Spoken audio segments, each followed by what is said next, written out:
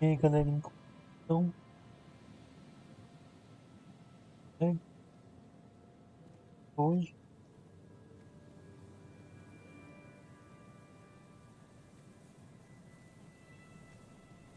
tá bem próximo do fim, na verdade.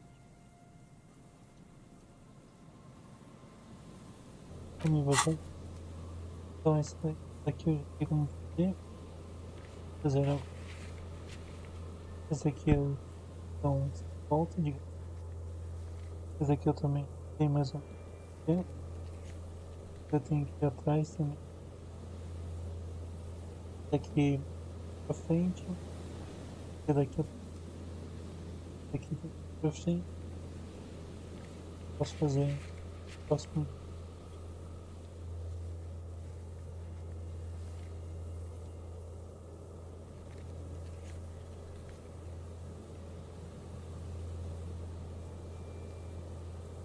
Dá uma olhada, não é relevante. Então,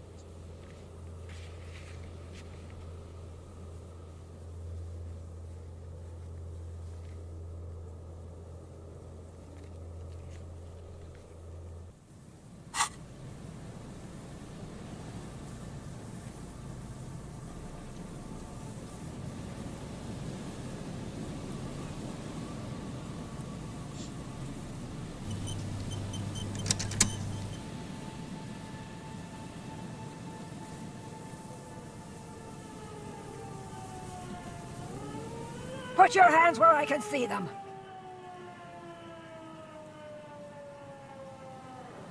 Show me your hands. This is the pigs. Show me your hands. Right now! Scavenged, battery-powered police lights protrude from her back. The flickering light show reveals a gun in her shaking hand. Her hand is trembling from some sort of neurodegenerative disease. Madame, please drop the firearm immediately. You shouldn't be here. Something's very wrong with her. She's completely out of control.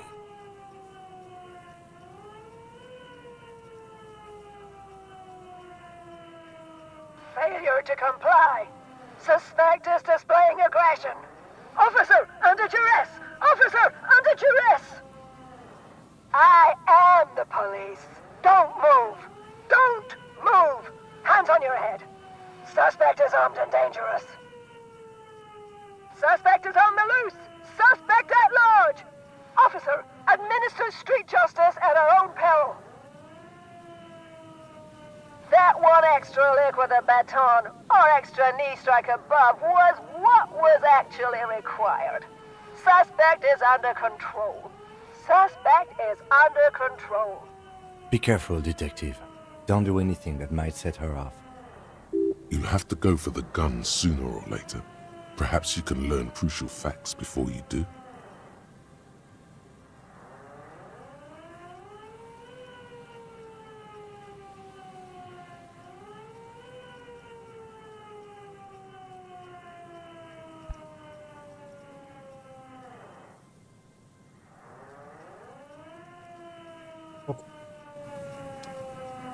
assim, eu não quero usar esse pontinho de vida.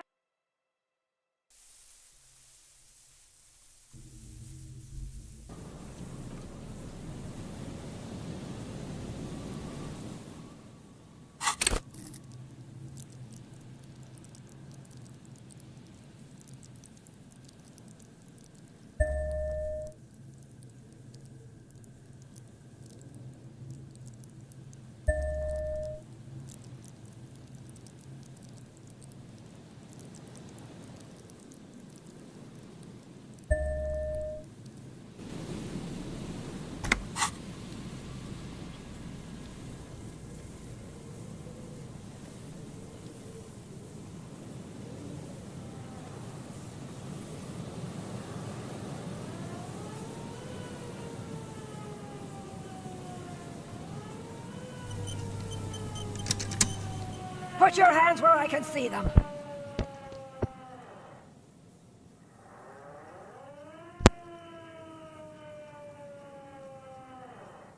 Show me your hands. This is the pigs. Show me your hands. Right now!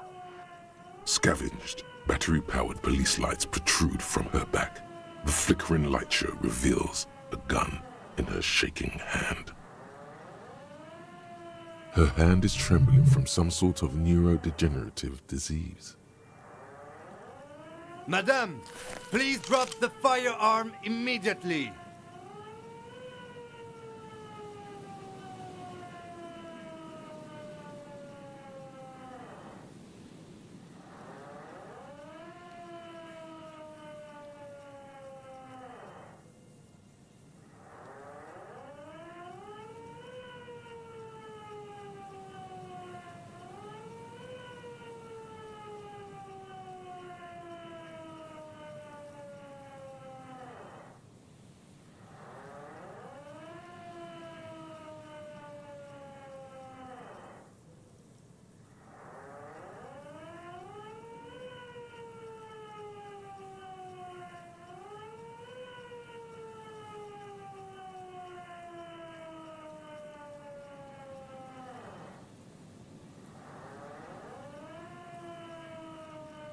You shouldn't be here. Something's very wrong with her. She's completely out of control. Failure to comply. Suspect is displaying aggression. Officer, under duress! Officer, under duress! I am the police. Don't move. Don't move. Hands on your head. Suspect is on the loose. Suspect at large. That one extra lick with a baton or extra knee strike above. Be careful, detective. Don't do anything that might set her off.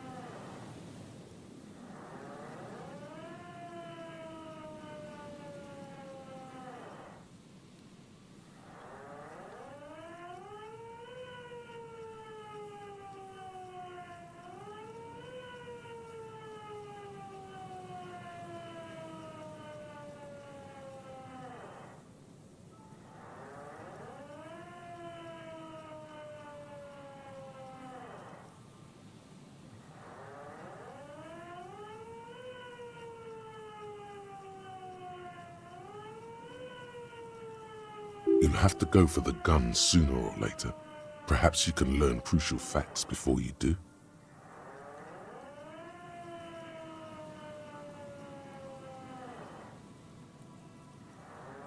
Officer in need of assistance! Suspect at large! Get on the ground! Ma'am, please. We want to help you, but you need to lower that weapon.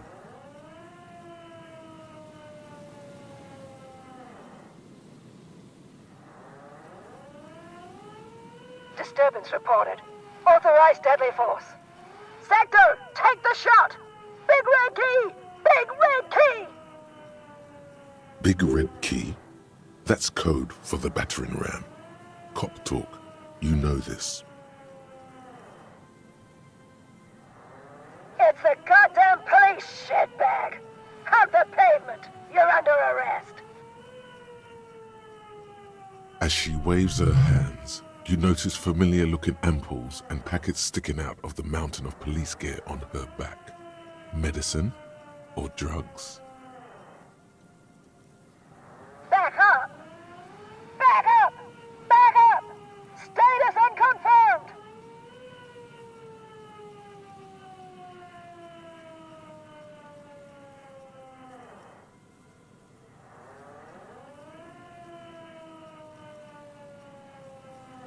You are?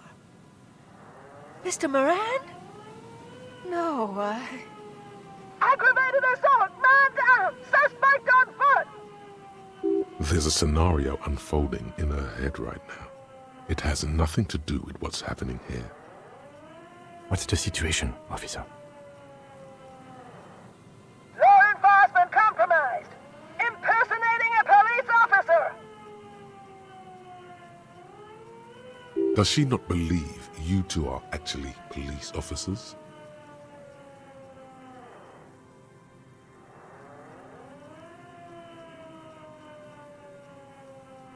License and registration! License and registration! Come in, dispatch! Sector! Sector! Azimuth! It's not a code, just disjointed words. She's losing it. One twitch and there will be blood.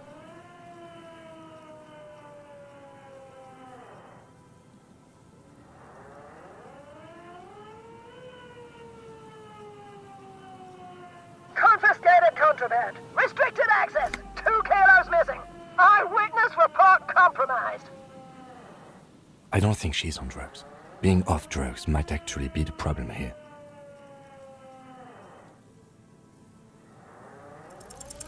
She's frantic, confused, teetering under all that gear. There's an opening if you just move fast enough.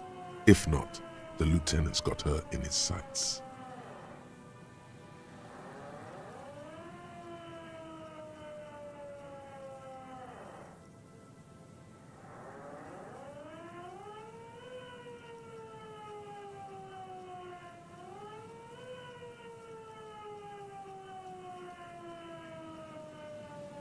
Suicide by cop! Split-second decision! Eat lead, scumbag! God, I almost blew her head off. what is this? This isn't police issue. Police weapons have bullets. This isn't real. Police guns always have bullets. What is this? Why did you sell me this? Grab the gun, right now. This... No one ever cares anymore. Why would they treat me like this? Assim porque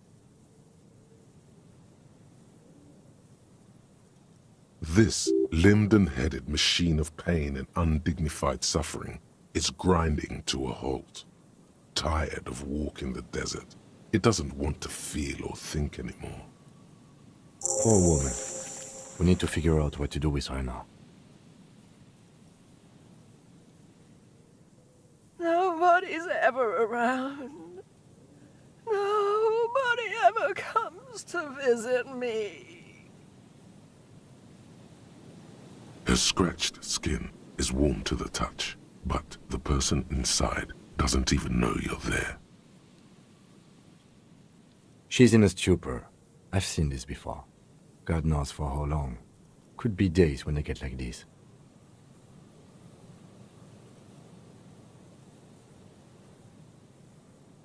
Honestly, I don't know.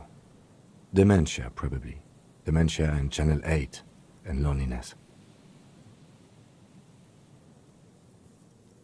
Could be. Her hands were trembling, and she did seem uncoordinated. But what are we gonna do with her? I don't think there's any need for that. In her current state, and without the gun, she isn't really a threat to anyone. We could let Titus know. This is a perfect problem for the local peacekeepers to handle. They might even know her family. Then we can ask him once we get back to the whirling. But we have to hurry, cause it's late and they might have already gone home. But I think we are done here for now. Let's head out. This is done. Please, leave the radio on. Reflex to what? Being left alone. She stands motionless, just a heap of clothes and flashes now. Maybe if you search her once more.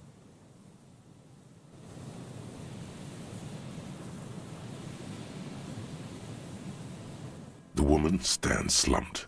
She looks catatonic under her mountain of RCM paraphernalia. Is one of those things a police cap? There were narcotics in there too. You're thinking of taking them. Do.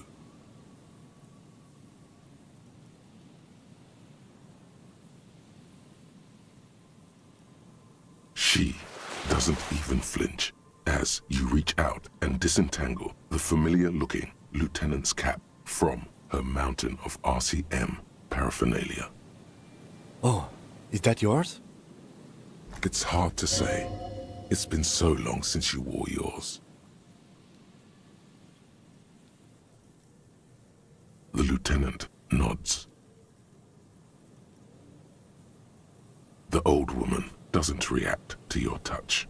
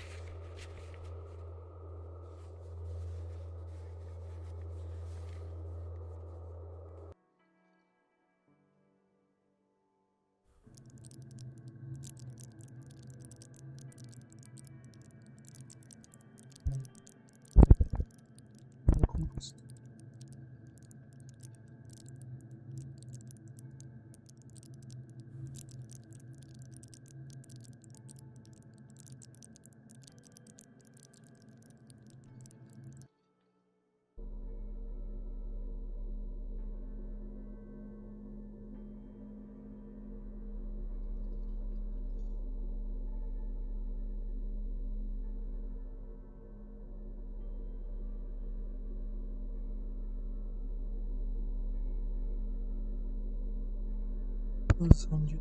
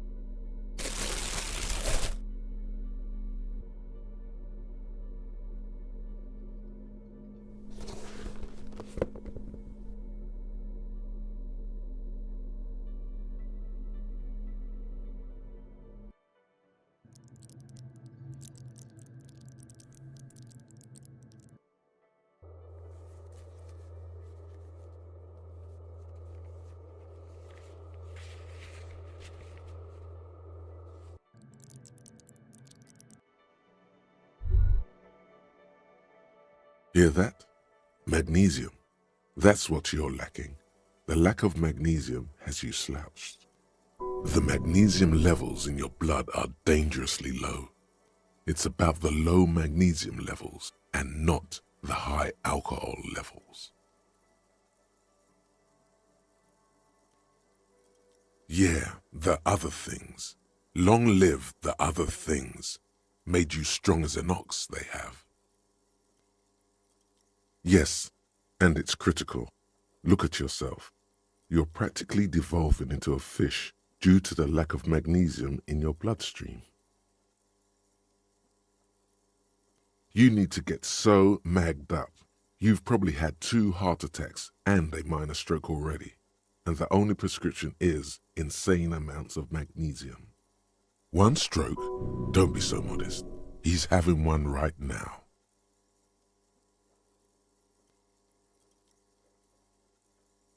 Yes, if you want to live, you need to evolve. You need to transcend the carbon barrier. Go to the apothecary and buy insane amounts of magnesium. It will reverse the damage to your circulatory system. Just remember, it's not the alcohol. Buy more of that too. Alcohol is not the problem. And it's certainly not the dextroamphetamine. Nor smoking for 40 years. It's the lack of magnesium and excess of coffee. You should stop drinking coffee. It wreaks havoc on your gastrointestinal system. Hear that? Magnesium.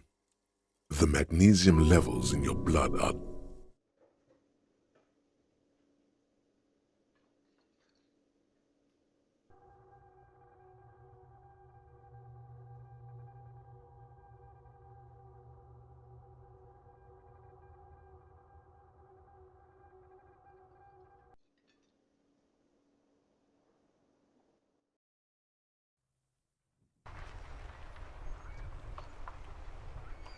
Hear that? The magnesium levels.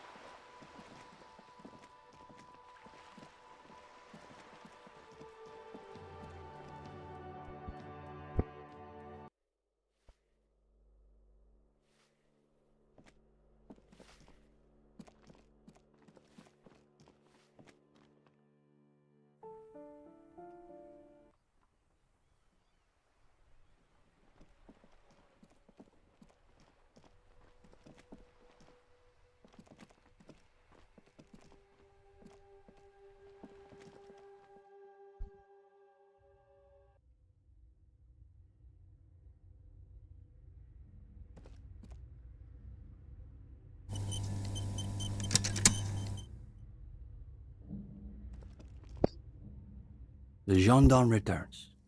What do you need?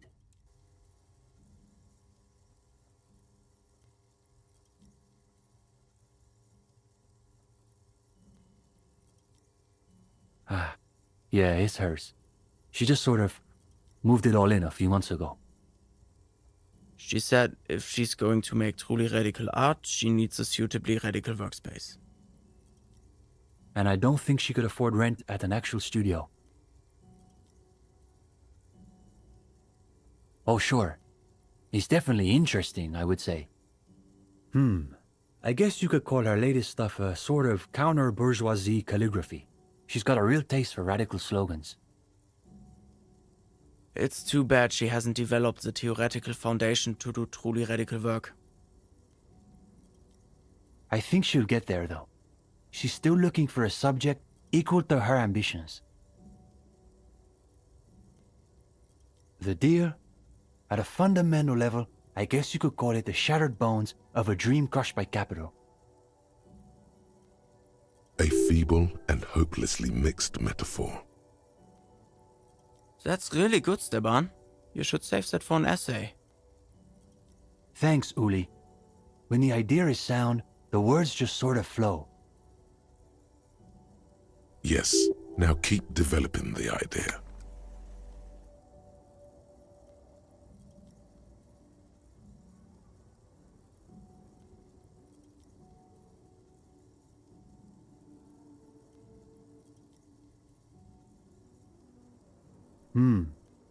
Yeah, that's not bad. Not as good as Steban's original idea, though. Go ahead.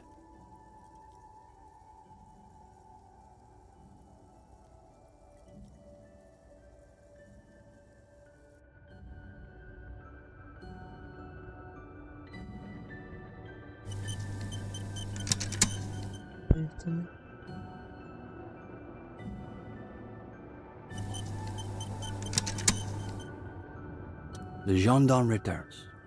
What do you need? Take a deep breath. You've done some reading these past few days, but you also know there's more to life than what you find in books.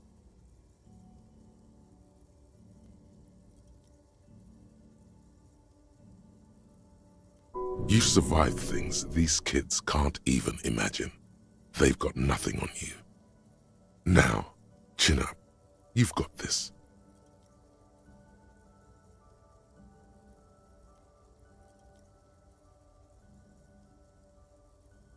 Oh, you want to start now? Sure, we can manage that. You've caught him off balance. The momentum is already in your favor. Go ahead and take a seat. Since we haven't had time to prepare an exhaustive questionnaire, I think we can keep this interview more freeform. Why don't you tell us a bit about the books you're interested in, and we'll just see where the conversation goes.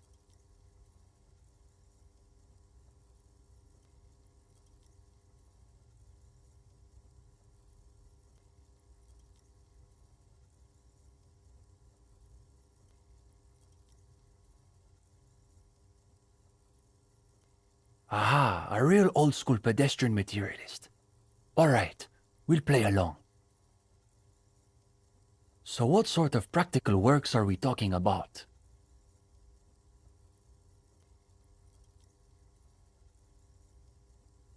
Cockatoos. Fascinating.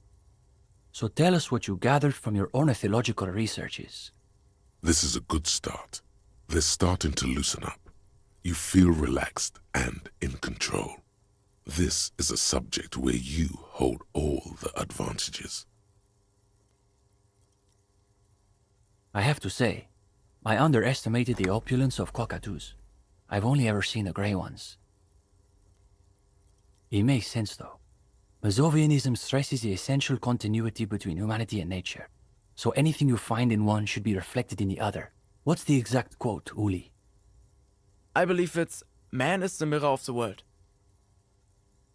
These kids are eating out of your hand, practically. Another quarter of an hour disappears. The questions come rapid fire, but you have an answer for every one. Now you can sense things starting to slow down. The interview must be reaching an inflection point. Don't you think, though, that you can only really understand current events if you have a firm background in history and political theory?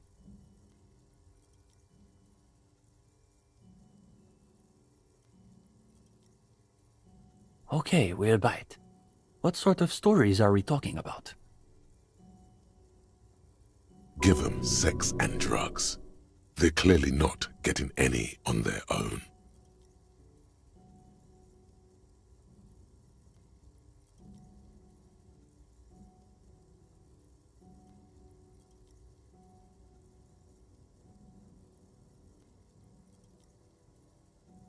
You've got our attention. Let's see where this goes. Yes, I'm rather curious myself. Now you're getting somewhere. These boys aren't even bothering to contain their interest. They want to see how you weave the threads of this story together. Even the lieutenant seems engrossed, despite your revealing details of an RCM investigation. Okay, but when you say he spoke to you, you mean metaphorically, right?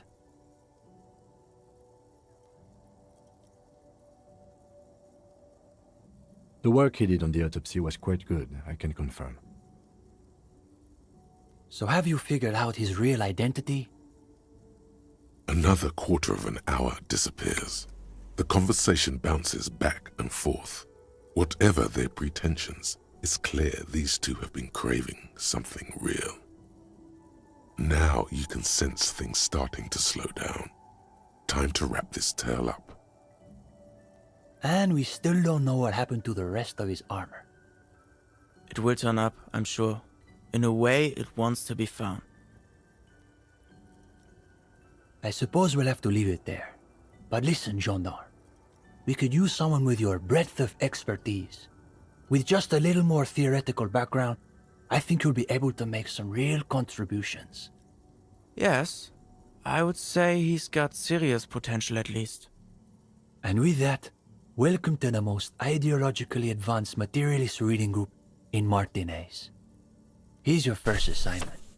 It's an overview of inframaterialist theory. A little basic, as you'll see, but one has to start somewhere. You're going to fit right in, I think. Come back when you're done. We'll be here pretty much every night after 10 p.m. Do be sure to take your time with the reading. We'll be eager to hear your thoughts.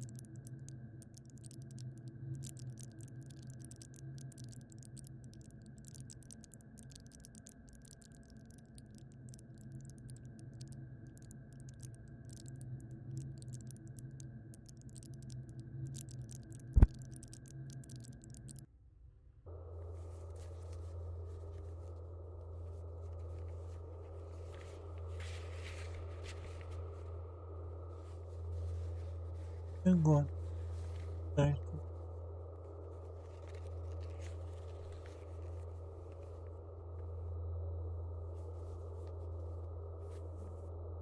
Hum,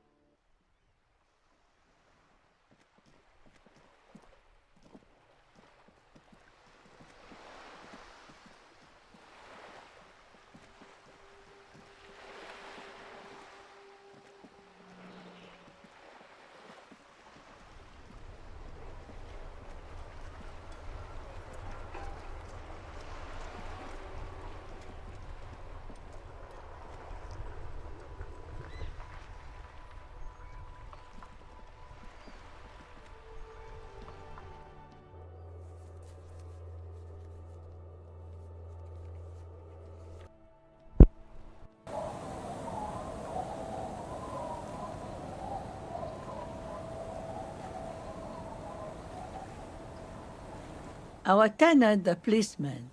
I hope the waves don't keep you. I can wash it for you.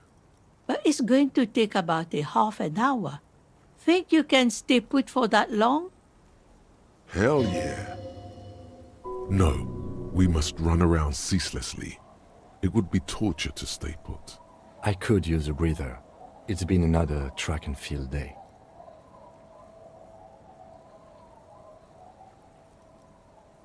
Well, hand it over then, and I'll see what I can do. Must say, I'm proud of this one. It's pretty nice underneath all that filth. I hope you take better care of it than its last owner.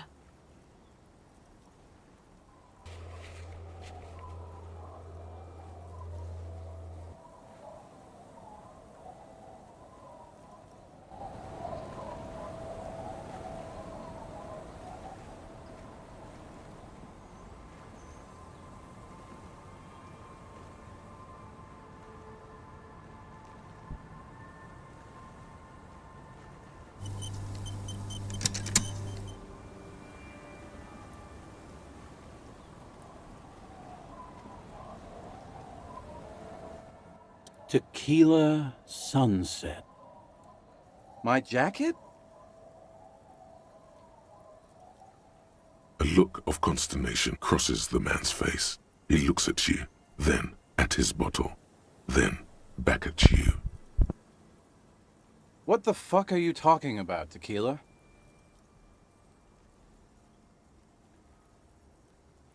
Faum?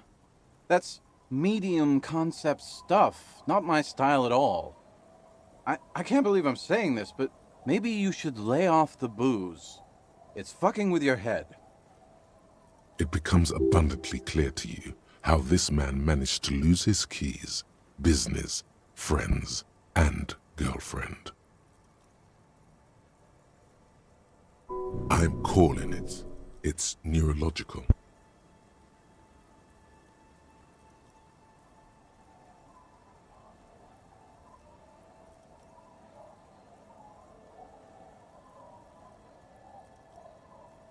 That shit is so medium concept, I wouldn't touch it with a stick. But yeah, okay. I'm sure it looks great on you. It's an okay jacket, if you are into that look. Okay, let's step aside for a second. I have something I want to talk about.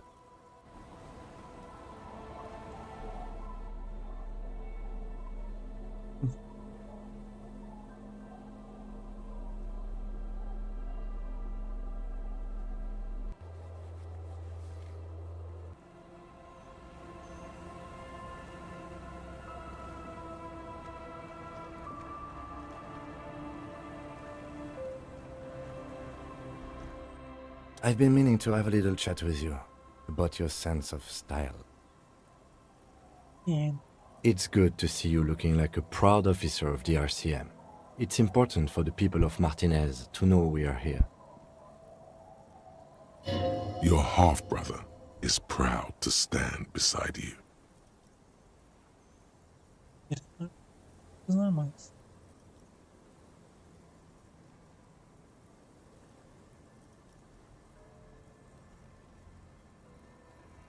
Officers above the rank of sergeant are granted wide discretion when it comes to their uniforms.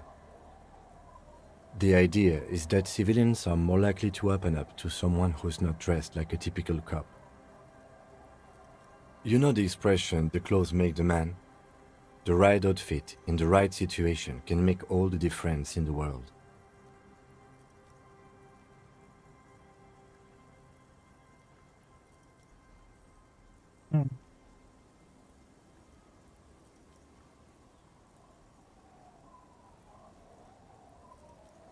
Let's not get ahead of ourselves, detective.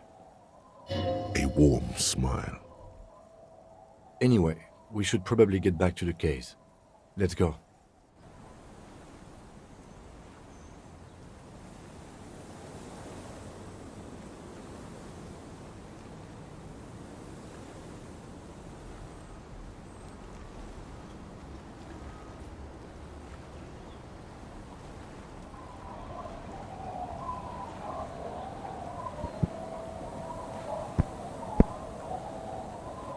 It's getting cold, this late in the night. Time to call it a day.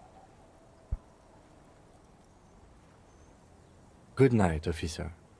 We'll meet in front of the shack in the morning.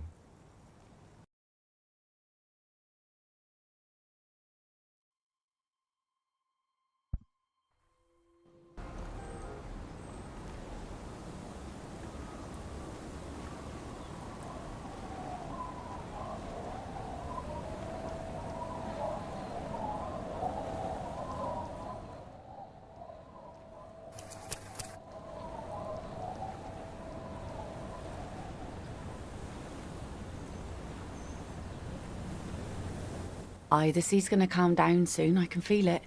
The wind is turning southeast. What's on your mind, officer?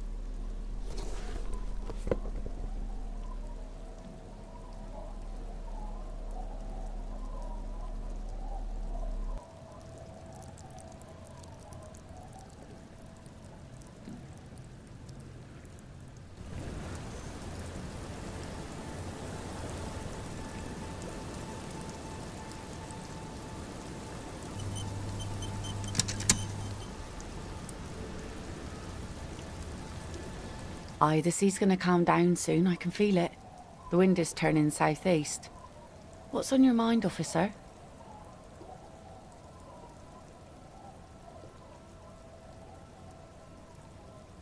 Onze.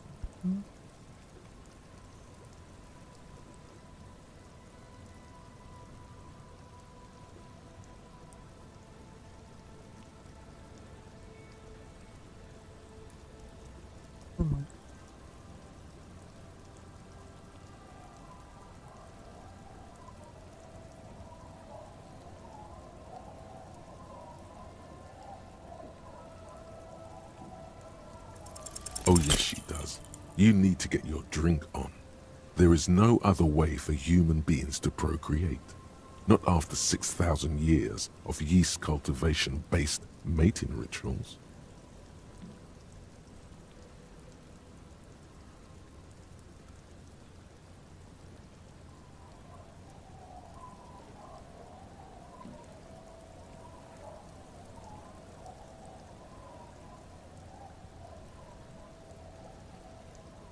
Okay. Where's this going? Absurdly and pointedly phrased. You can be quite funny, officer. Anyway, what did you want? She doesn't even understand you asked her out. Perhaps you're too sober to pull it off right now. Try again later.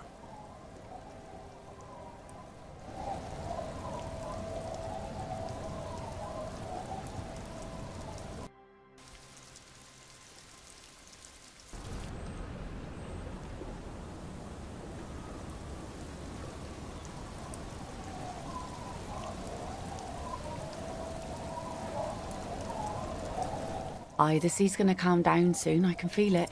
Oh yes, she does. You need to get your drink on. There is no other way for human beings to procreate. Not after 6,000 years of yeast cultivation. What? Funny. Funny sailor jokes.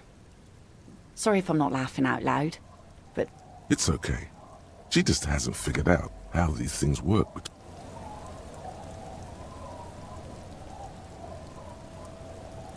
That's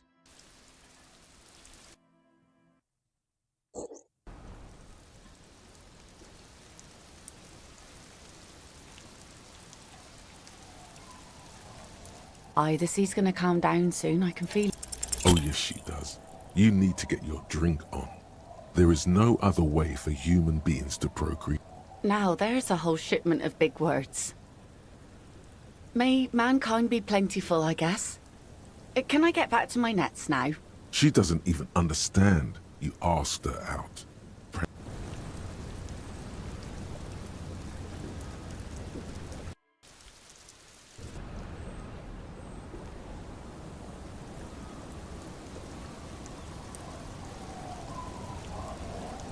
Aye, the sea's gonna calm down soon. I can feel it. Oh yes, she does. You need to get...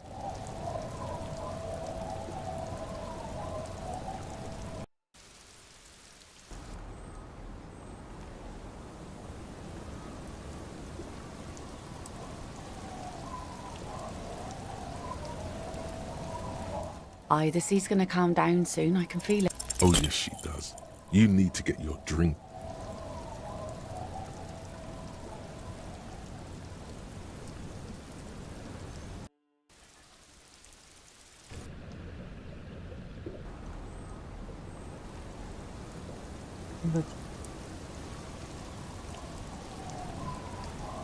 Aye, the sea's gonna calm down soon.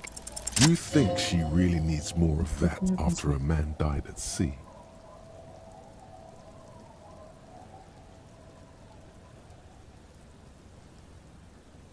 What if I told you it is actually possible to go on a date sober?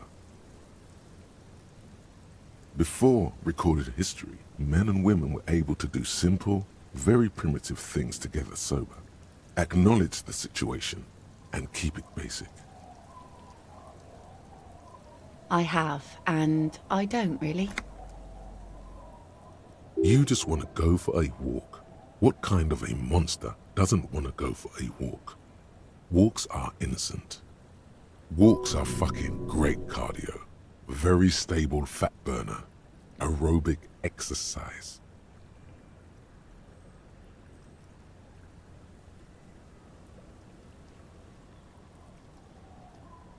Just a walk? I don't know, officer. I would not have taken you for an innocent perambulator.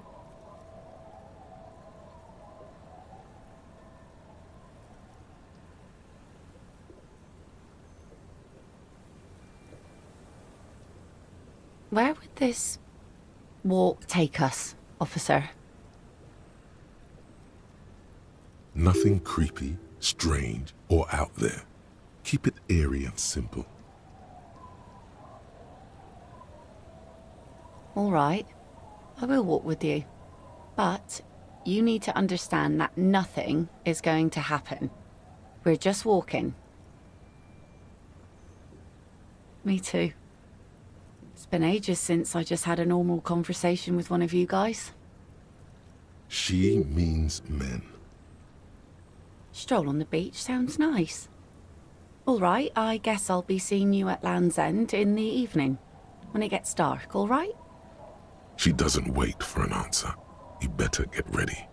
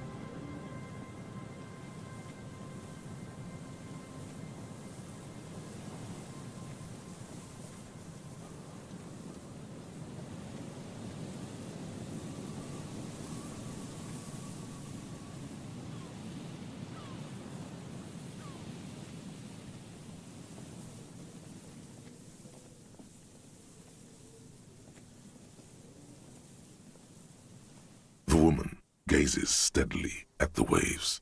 A sudden gust picks up her dark hair and lets it fall again, tousled, wild.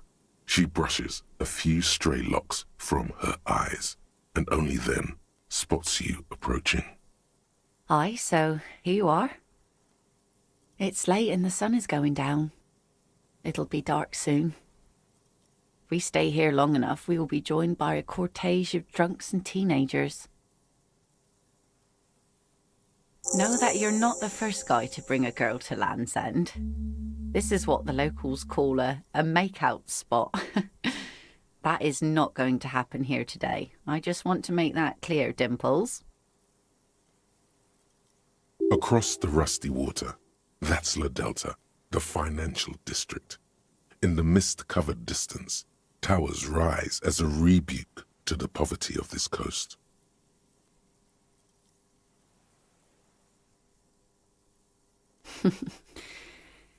Drinking men aren't known for keeping their appointments.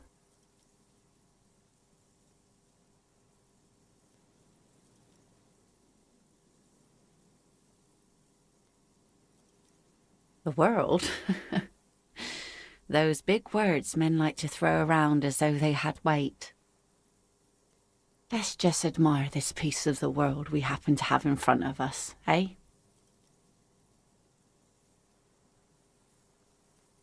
As she turns to face the sun, reflected in the waves, and the skyscrapers rising across the bay, you cannot help following her steady gaze. You should say something, anything, maybe the tequila sunset thing.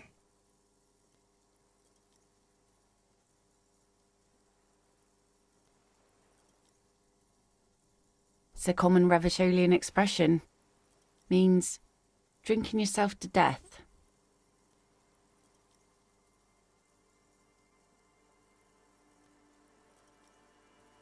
Oh, indeed. And what about you? Keeping the name?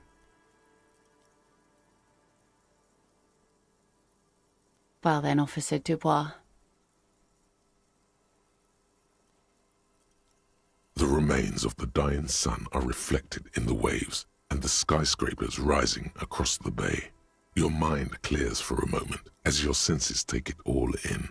Not just the glass skyscrapers, fragile looking in the shimmering air. River Esperance flowing into the bay. Isn't it strange for this all-powerful thing, the sun, to be so generous towards us?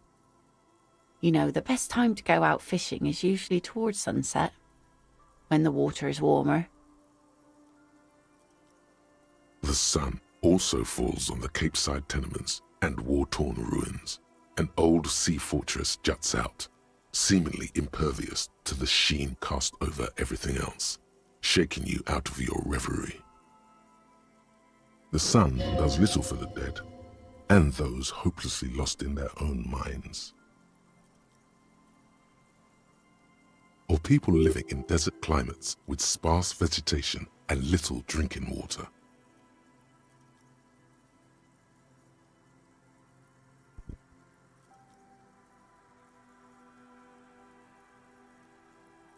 Oh, that was a bit of pride and a bit of superstition.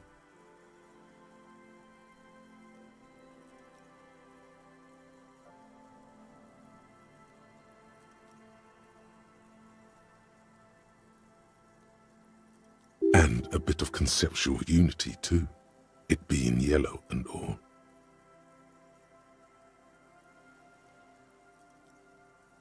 Now you're just nitpicking. But I concede. Maybe desert people sometimes disagree. There's salt in the air, and the cries of the gulls and the skuas, grit of the sand and the green glint of broken bottles.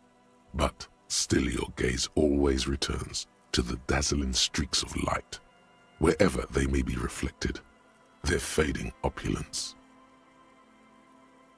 It's bringing us spring, summer. It's entirely on our side, no matter what we do or who we are, for absolutely no reason. It's unlike no other powerful being. Certainly no powerful organisation or government. How can that be?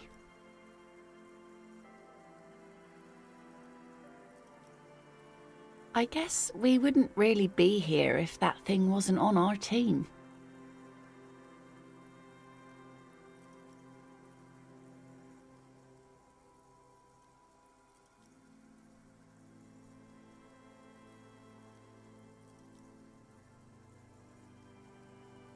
Thank you. I'm half Ubi. My mother was from Ubi Sunt. Not a lot of sun there, I hear, though I've never been. The wind ruffles her hair, silver-streaked in the moonlight. Thanks. Sim. I always do. I like it.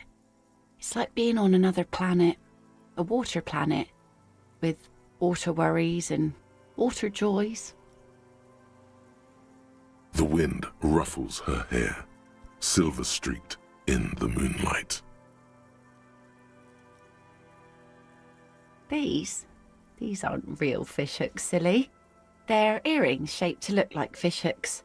A drunk called Rosemary brought them to me. I kept them. She's right. They're made mostly of plastic. A cheap novelty gift you can buy from a flower shop or a kiosk.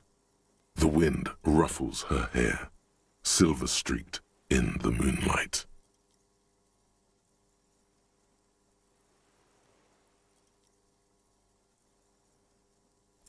Say what?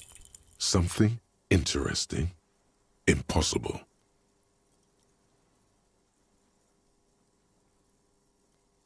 Porra, também tirei 1 em 1.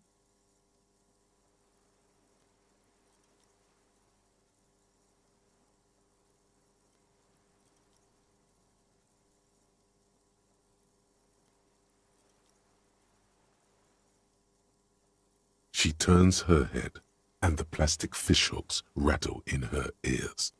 Nothing shear-worthy takes place in your head. Relax. This was still good.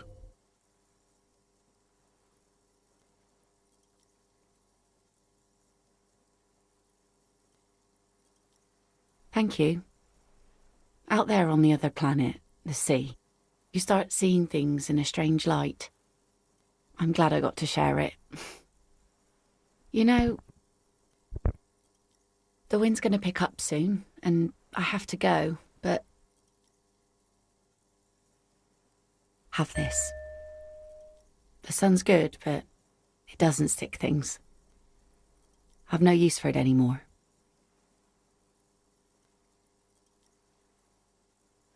No. Men around here are too drunk to pose a threat to me. Doubt it. But thank you for the company. This is as far as it goes with her. You'd need to put a year between you and your last drink for anything more. Farewell.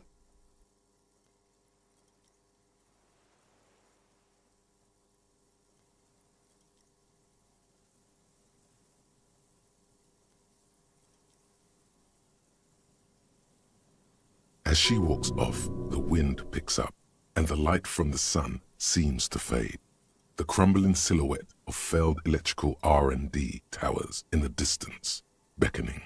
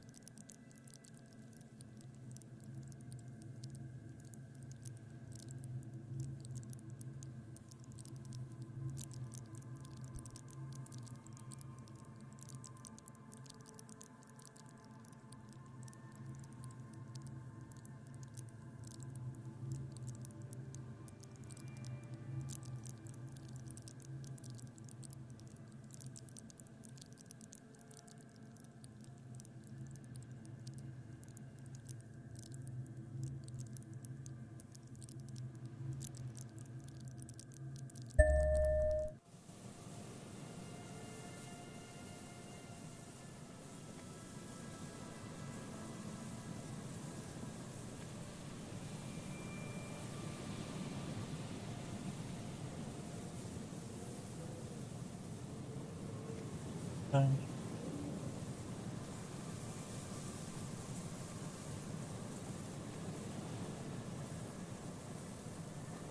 An old door, worn by elements, guards the depot.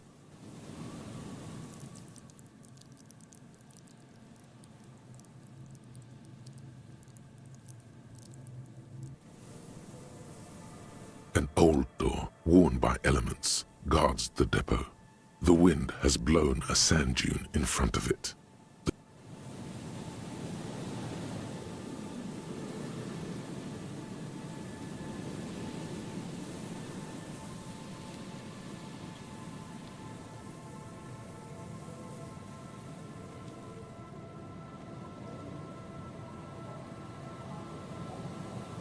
Vamos.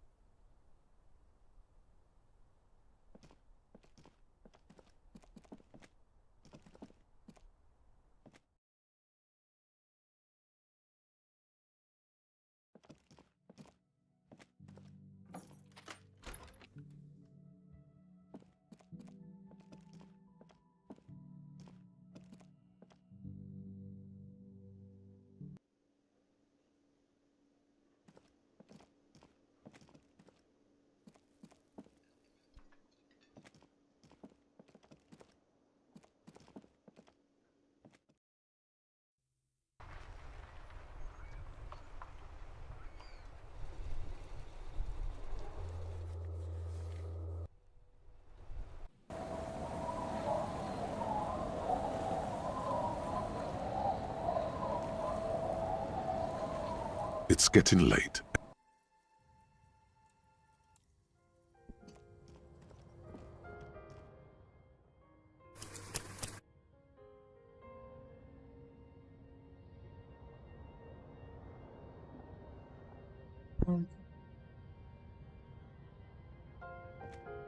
The bed is comforting, if a bit. The place feels almost like home now, quiet and dignified around you. A new life by the seaside. You're incredibly tired. The darkness and warmth come fast. You're falling. It's easier this time. Drifting off, your head has found a comfortable indent in the pillow. Your legs and your torso feel like lead weights sinking to the bottom of the sea, until there's suddenly light. This respite, you've earned it, brother.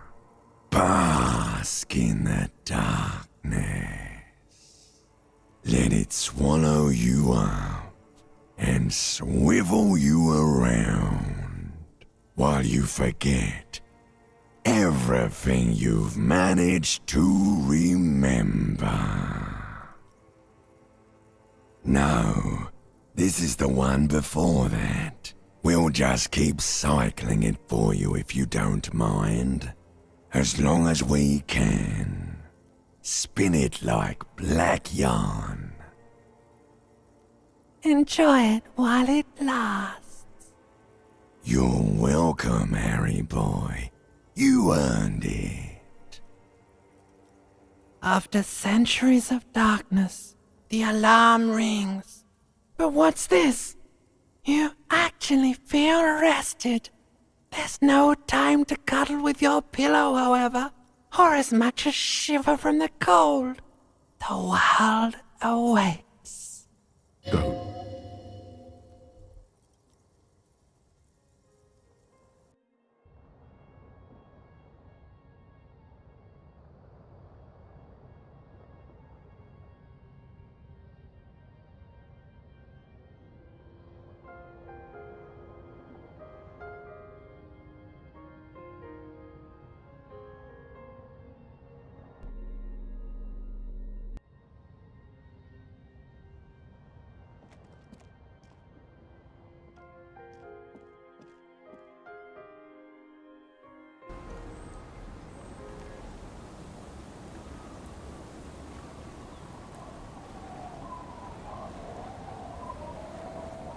Yes?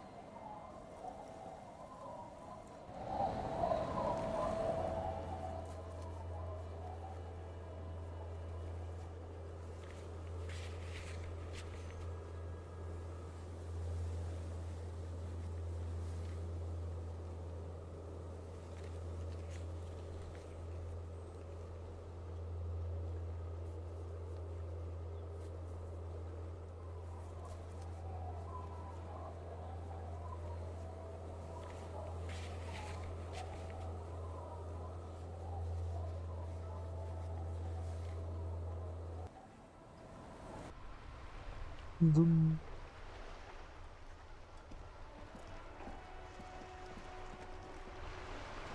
Inside, you see a set of steering levers, a radio microphone, a pull-out toolbox.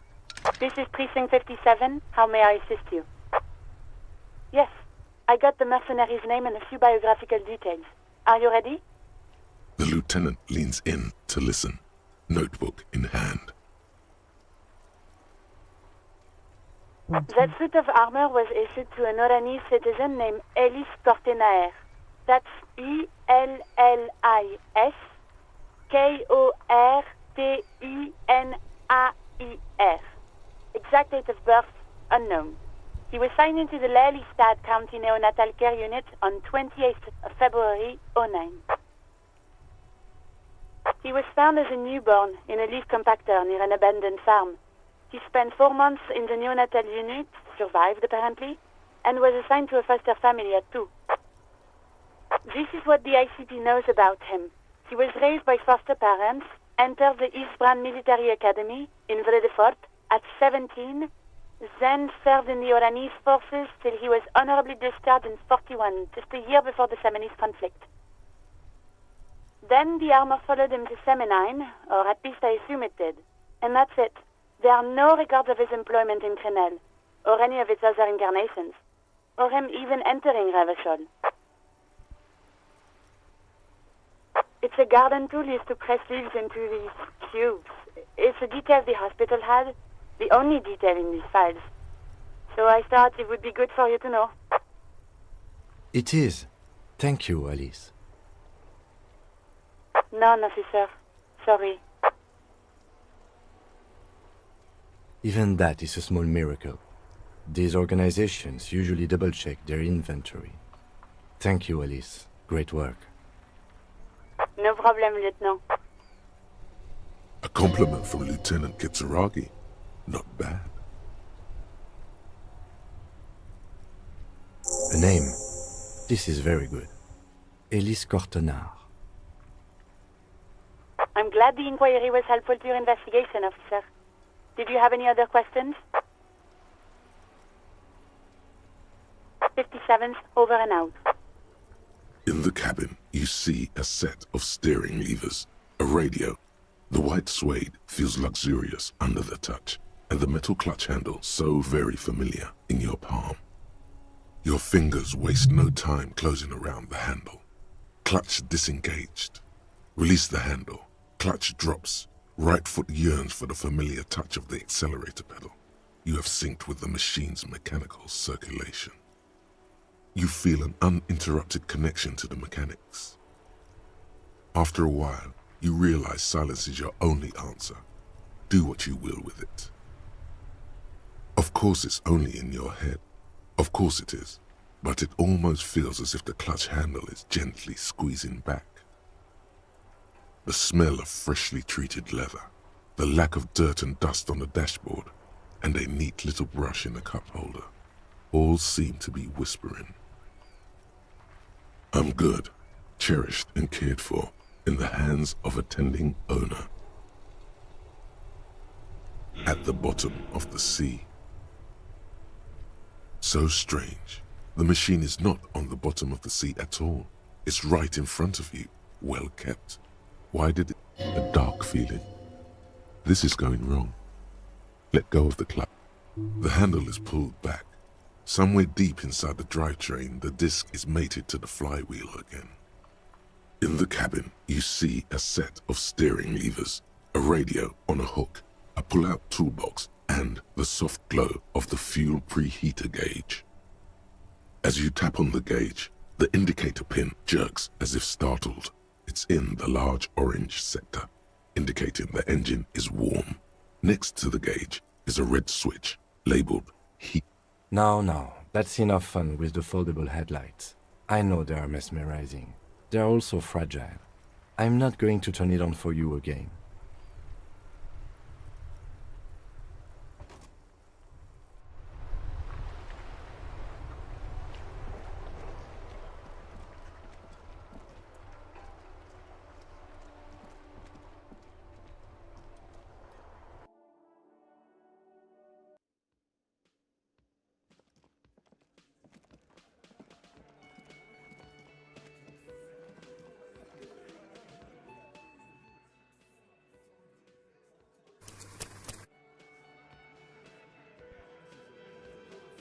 Blink.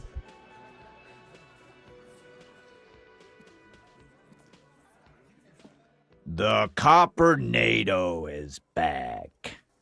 What do you want?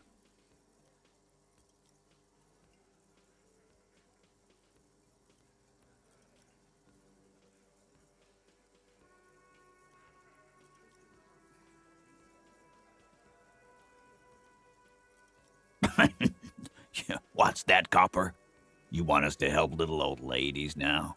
You're local law enforcement, aren't you? Helping troubled civilians should fall under your jurisdiction. Yeah. We'll send someone out. Who is? Oi. Wait. It's the pigs, isn't it? God, poor lady. Don't worry. We'll handle this. I think she got some family in Cuaron or something. Bastards left her alone when she got sick. We've been getting complaints. Hey, wasn't Everett's B team looking for her the other day? They said something about her, I don't know, finding something? Yeah, I think you're right, Gene. She have something of yours, Pig? Whatever you do, do not admit to these punks you lost your gun. You will suffer if you do.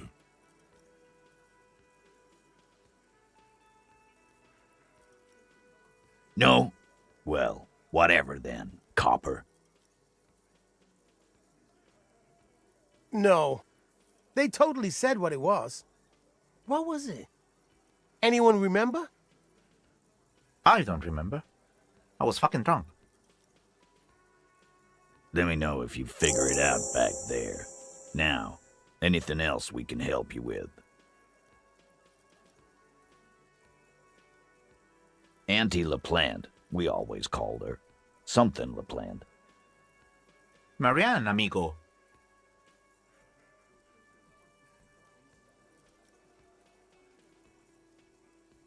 Be anything else you wanted to know? Wows? Like before. Just an old lady. Her kids moved away years ago. Never come to visit. Never took her calls. She gets out every now and then. She did right by lots of us when we were kids. Always was a little off, but still. Us kids? That must have been ages ago. She was better then. Wanted to be a cop, you mean? Well, shit. I don't actually know. Anyone know why she started acting like a pig? No fucking clue. It's gotta be the crazy. Who'd want to be a pig?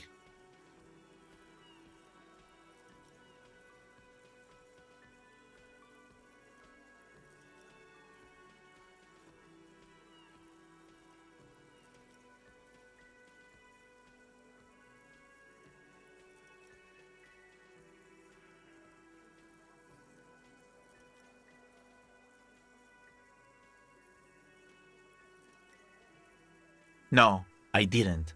Because I'm not fucking stupid, Polizonte. Yeah, Carl. That's some pretty fucking weird shit to say. The pigs level weird. But whatever gets you through the day. Dunno. She lives by the water. Shit washes up all the time on the beach. Police paraphernalia doesn't just wash up on the coast, people. It's not like we dump it at night. She bought it, collected it. No problemo, cop man. We take care of our mentally ill here in Martinez. Ain't that right, boys? Sure enough, we're the real heroes on these streets.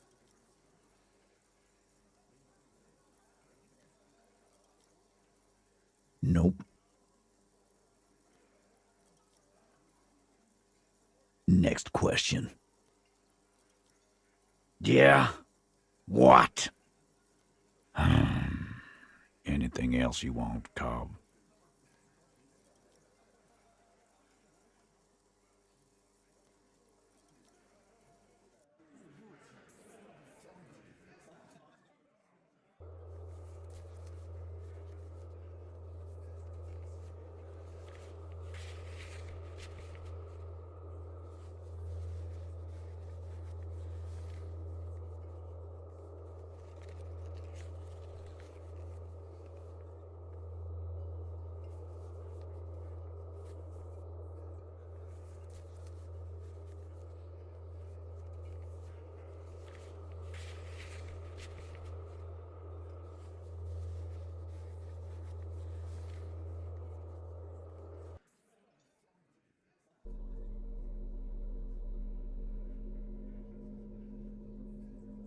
The cover of this pocket-sized volume features a swirl of orange, yellow, and green.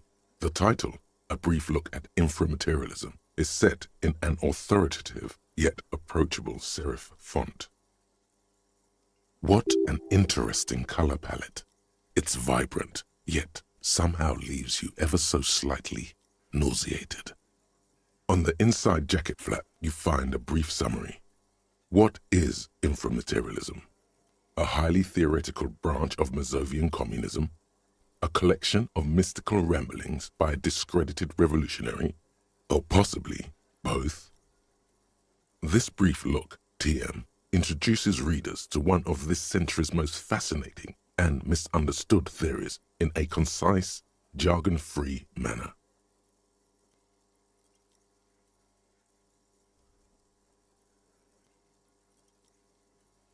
You turn to the table of contents. The guide itself is divided into several sections with seemingly esoteric titles like Effects of Plasm on Root Vegetables and Mental Projection and Transference. There's also a brief introduction about the life of Ignace Nielsen. Known to his numerous admirers as the evangelist of the revolution and to his even more numerous enemies as the apocalyptic Shrike, Ignace Nielsen remains one of the most controversial and fascinating figures to emerge in the years of the anti-centennial revolution, second only to Krasmazov himself. During his unparalleled life, he helped guide a revolution in one country and found a new state in another. Along the way, he committed some of the most notorious war crimes in an era famed for its atrocities. And yet, his most fascinating contribution to history may be the most overlooked. His theory of ideological plasm, from which his followers and successors developed the school of communism known as inframaterialism. If you're like most people, you probably believe that your thoughts reside in your brain, right? That's not right at all. Thoughts don't exist in the brain. They float through the air. Your brain is but a fish swimming through them.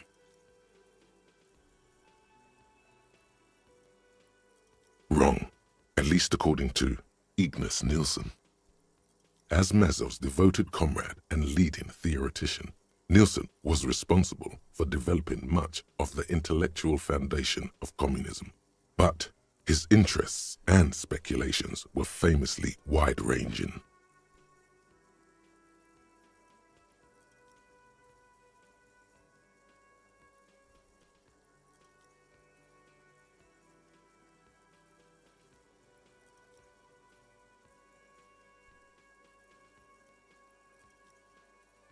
During his final years in exile, he produced, among other things, an early guide to home brewing, instructions for raising revolutionary children, plans for a universal pictographic language, and a detailed materialist critique of Dolores Day's chess strategy.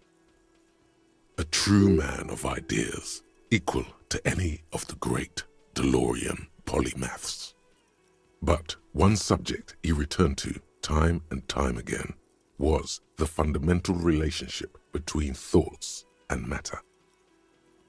We may yet discover, he wrote in his notebooks, that under certain exceptional circumstances, the proletariat's embrace of historical materialism may be so fervent that their beliefs take form in the world of matter as a kind of revolutionary plasm.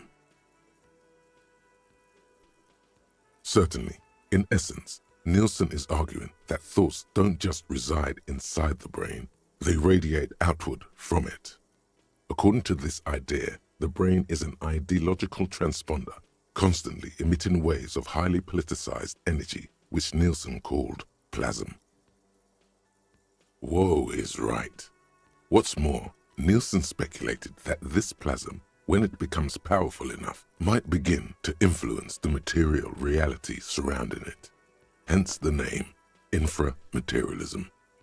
Unfortunately, Nielsen passed away before he was able to develop these initial ideas into a full-fledged theory. That work was left to subsequent generations of communist theorists.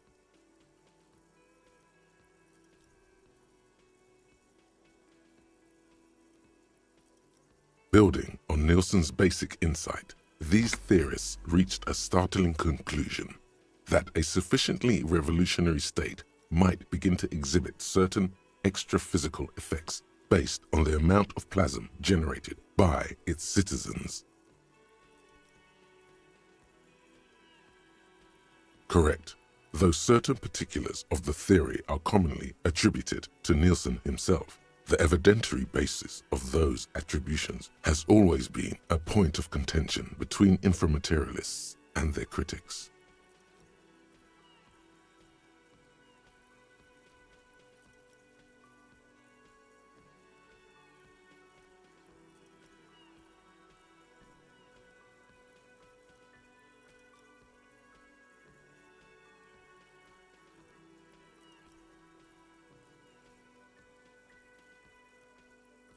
The actual theory is highly technical, but for the purposes of this brief look, TM, that's a fine working definition of the concept.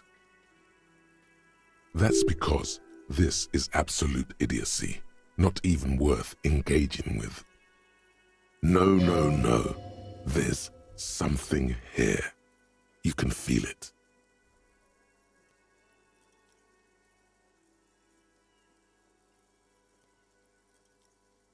Inframaterialists divide the extraphysical effects of the revolutionary state by the level of plasm required to achieve them. At the lowest, or first level, revolutionary plasm is believed to stimulate or invigorate matter without altering its essential properties.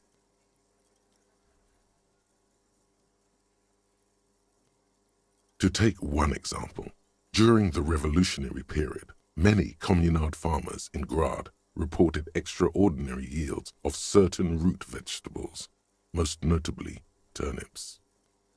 The difference in these yields was simply too great to be accounted for by mere climate or soil conditions.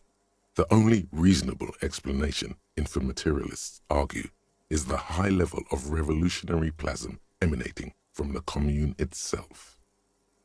Even today, in parts of the SRV, there are collective farms whose root vegetable yields exceed those thought possible by capitalist agronomists.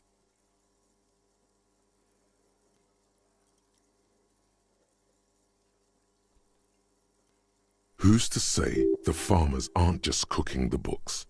Sounds like obvious SRV propaganda. It's also been postulated that plasm may account for the remarkably full and manly facial hair observed on some communist males.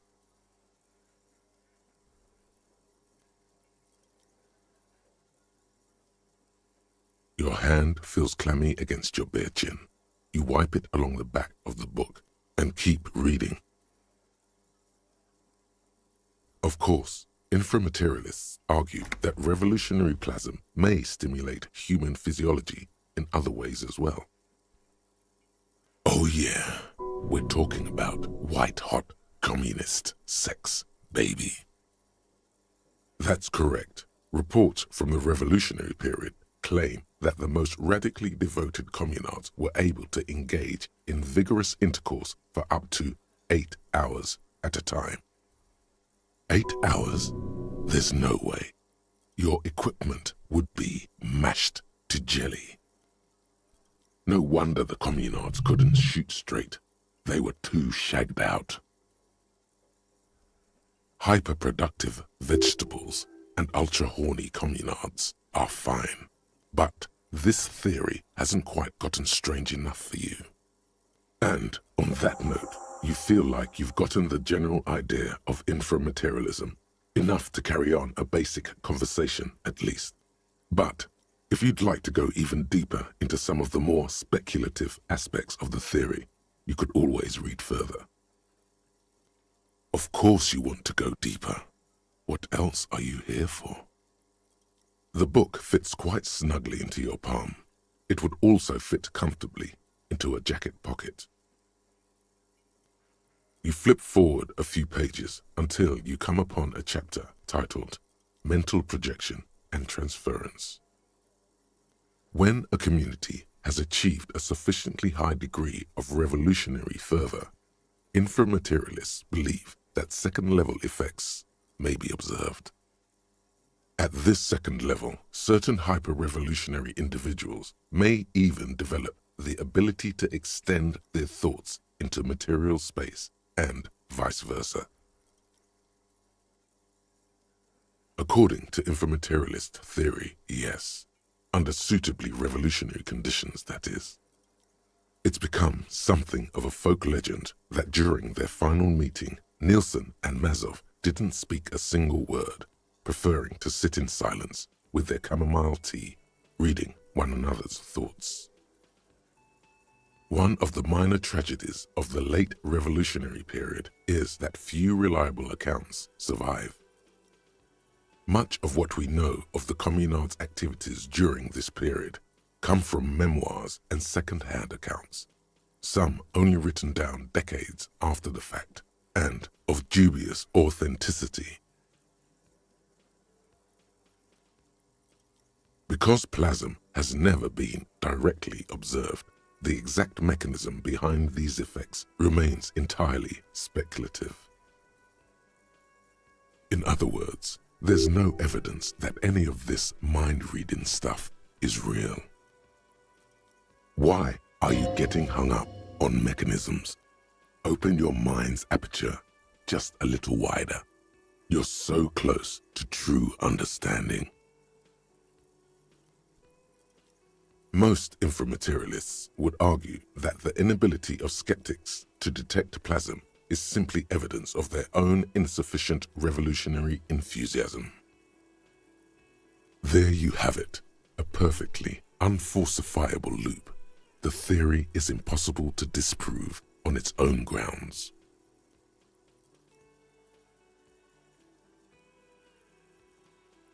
Meaning is hardly a theory at all.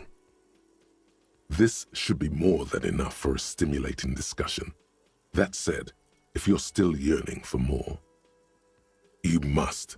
Everyone knows books save their best parts for the end.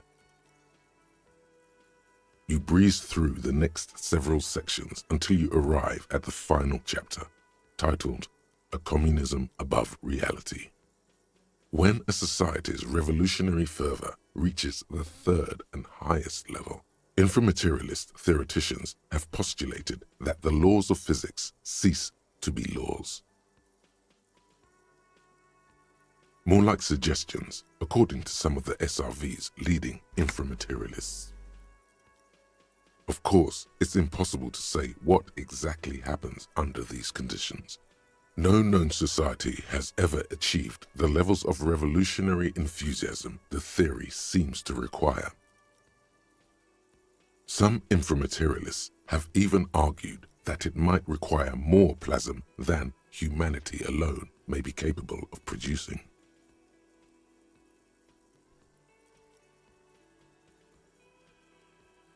In the SRV, there have been attempts to organize certain species of aquatic mammals as well as a few of the higher corvids. But as of this writing, only human beings have demonstrated the intellectual capacity for revolutionary communism. There are numerous stories from Samara involving bandits or fascist mercenaries being levitated by farmers from the most ideologically advanced communes. Of course, few of these incidents have ever been rigorously investigated or substantiated. The form of these stories also recalls several well-known Samoran folk tales, in particular the one commonly known as Clever Oleg and the Flying Magistrate. Among known attempts to channel third-level capabilities, the most well-documented is the curious case of Coalition warship debutante. It concerns an interesting series of events that took place during the invasion of Revachol. As coalition forces made landfall, a cadre of Nielsen's most fervent acolytes attempted to compress a coalition aerostatic with their collective will. According to Communard law, these acolytes positioned themselves at the top of a redoubt just over the bay of Revachol. From that vantage, they proceeded to visualize pinching coalition warship debutante between their fingers, a gesture believed to assist in the extra-physical materialization of their thoughts.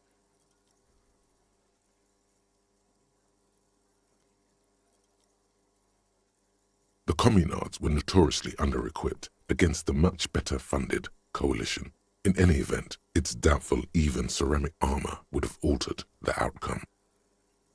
The acolytes, along with the redoubt, were vaporized in an artillery strike before the process could be completed.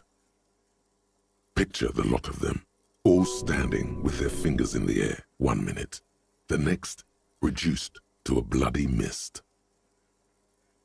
It's been said, though, that in the weeks following the battle, the captain of the debutante noted an increase in incidents of crewmen striking their heads on unexpectedly low bulkheads. Of course, colorful anecdotes only scratch the surface of what inframaterialists believe may be possible in a truly third-level society. Some have theorized that such a society would be fundamentally unrecognizable, lacking many of the institutions we typically take for granted in advanced societies. including organized governments, financial institutions, and law enforcement. Did that book just say there's no place for you in this future?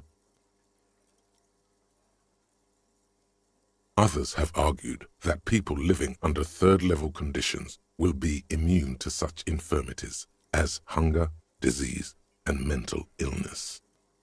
In some of his later writings, Nielsen himself speculated about the potential for an extra-physical architecture that disregards the laws of bourgeois physics and instead relies on the revolutionary faith of the people for structural integrity.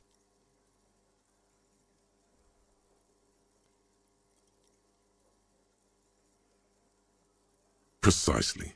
Nielsen observed that the financial system operates on the same principle of faith, so why not an architectural system? On the following page, you come across a few black and white reproductions from Nielsen's own notebooks. One sketch depicts a government ministry shaped like a great inverted pyramid, a hectare in width at the top, balanced atop foundations the size of common apartments. Another depicts a leaning tower wrapped in a dramatic helix. The caption beneath it reads, "The Tower of History." Something about that tower looks awfully familiar. Could it be that's what the students were trying to recreate with the matchboxes? In the corner of one of the reproduced notebook pages, you can make out the following words, written in Nielsen's distinctive slashing script. A state that has lost the faith of its people has forfeited the right to exist.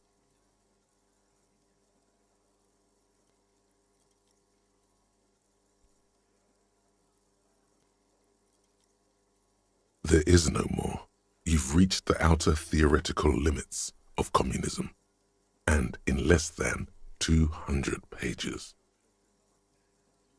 If you'd like to read further, may we recommend a brief look at Occidental architecture?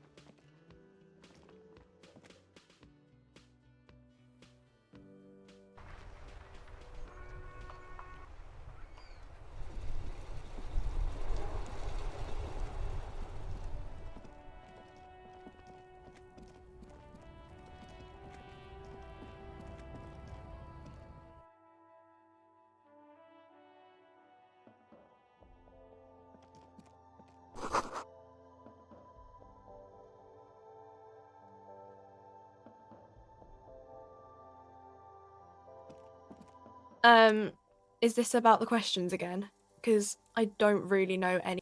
I don't really know anything. I mean, uh-huh.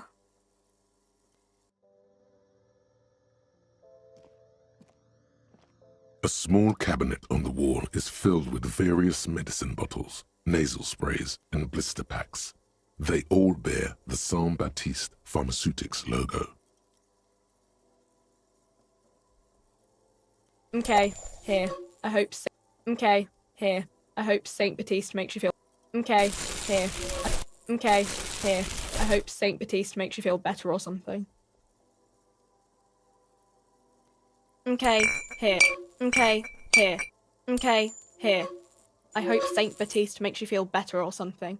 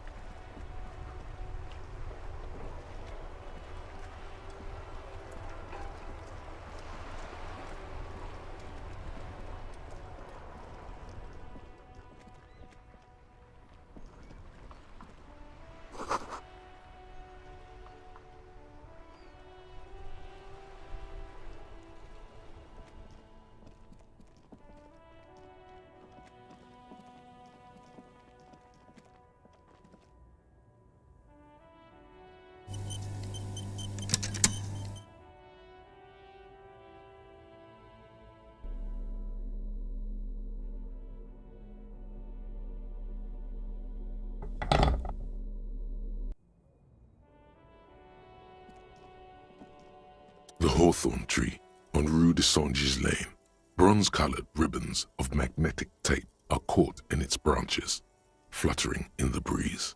Just like promised, you've stood here for what seems like eons, guzzling the sickly fumes of lorries and carriages.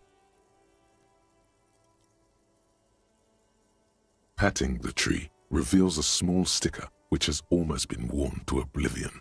It reads, RCM Emergencies Desk, number 8102, underneath a slogan, Mankind, be vigilant. You tree-hugging pansy. The bronze ribbon twists around and within the branches in an intricately natural pattern. But there's something. There's a twisted logic in this mess. You see the ends of the ribbon, the way it flows, how it twists and turns.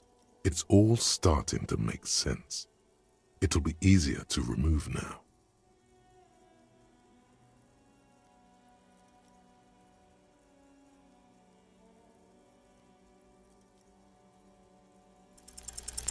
With slow and deliberate motions, pulling, bending, and unraveling, you manage to extricate the magnetic tape from the branches. It curls up into a mess inside your pocket. If only you could find a way to re-spool it, so that you could hear what's on the tape. Maybe Roy from the pawn shop can help you with this. What's the tape for?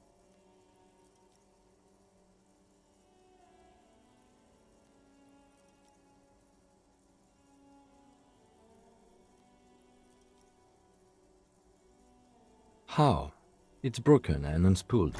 Do you think your new buddy knows how to fix it?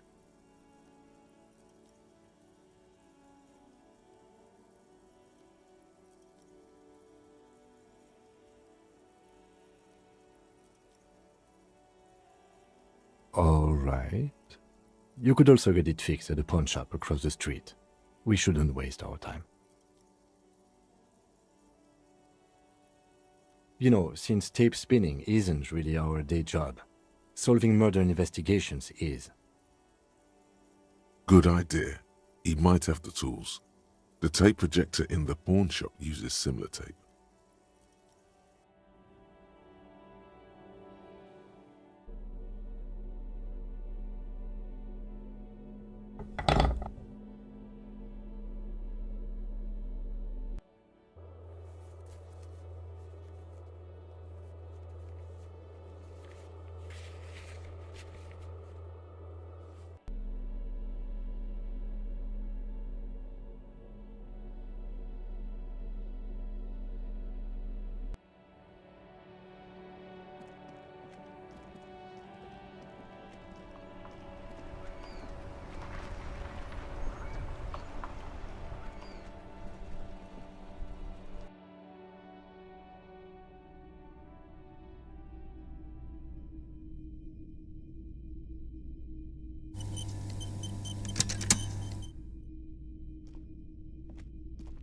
Hello, hello.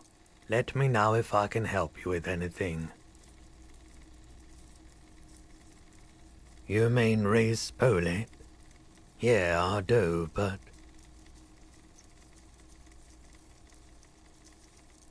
But I'm not some Mr. Fix-It. I'm a pawnbroker. If you want to pawn the tape, sure.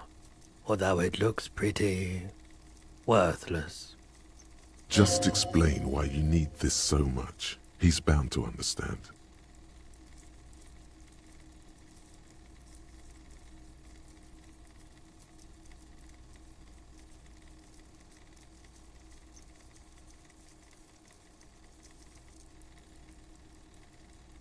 No, it's different. Those film tapes actually mean something to me.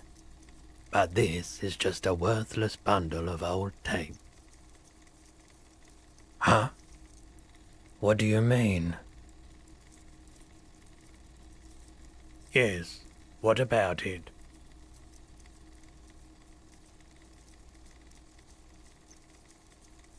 Is it any good? The music, I mean.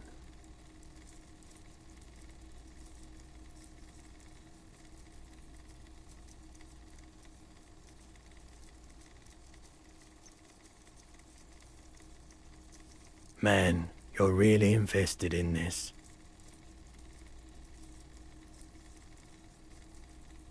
Okay, I'll help you out.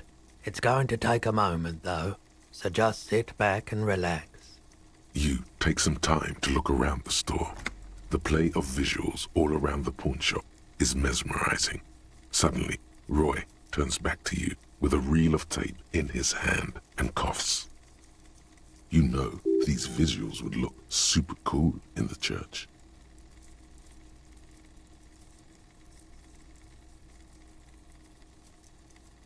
Yeah, I bet they would. All those lights in a massive church hall.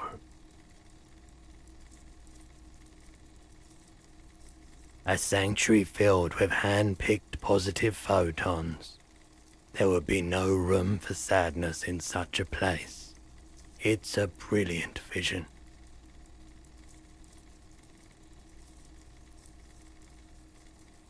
Yeah, man, no.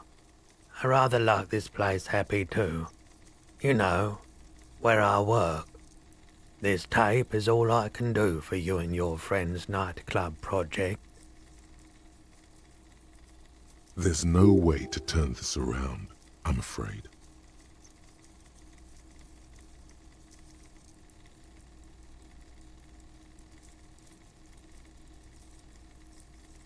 Yeah, it was. Respooling isn't that difficult, although I had to mend the tape in a few places. Anyhow, it's yours now. Yeah, my pleasure. I'll do what I can for true passion projects. Just try not to use this tape for negative photon emissions. Take responsibility, okay?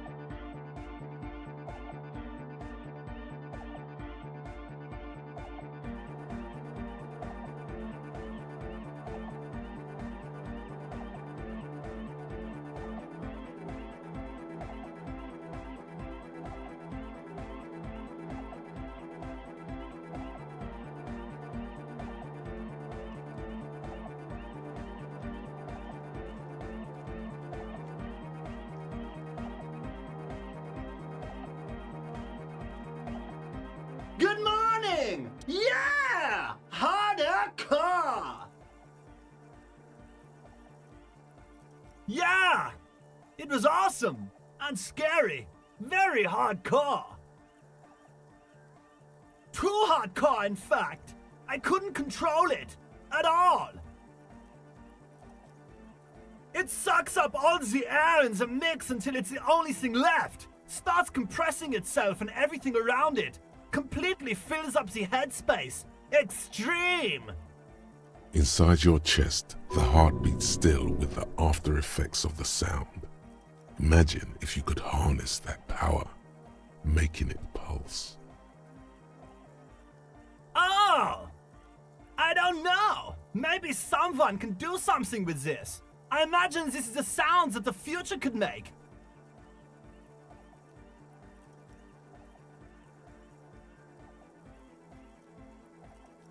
Yeah!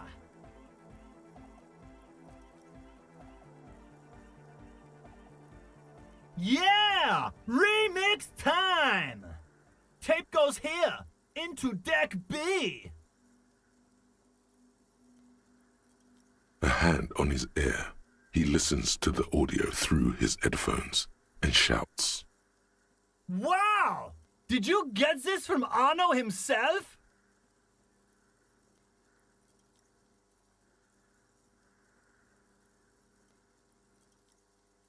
Listen, I'm just going to show it to you. Ready?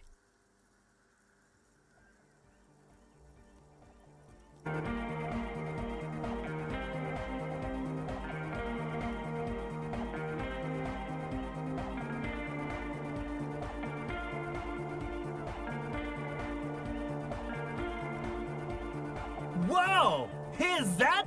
The signs match perfectly! Now, if only we had the beat for the full assault, it would be unbelievably hyper!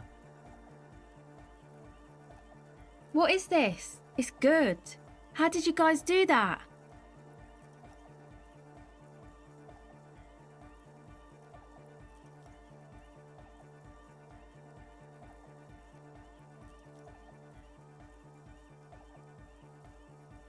Yes, but what if Van Eyck based his remix on some forgotten local melody, like a folk song, and you just found the original piece that inspired him to create this jam? That would explain why it fits so well.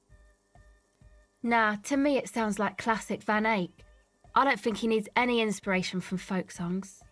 Maybe he lives in Martinez and just threw away part of his song because he thought it wasn't good enough. I think it's just happenstance. Chaos in action. Contingencies of our limited existence. That and Egghead's fantastic talent. Noid's right. Egghead's technical talent is the key. No, this is definitely part of the same song. Something cut from it. It fits too well. Something mysterious is going on here.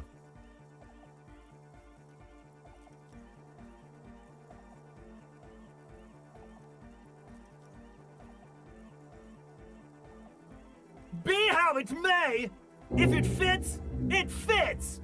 Bring up the volume! What about the bass? Do you have any ideas for that? Yeah, I remember. You said it needs more bass. I think you might know the answer.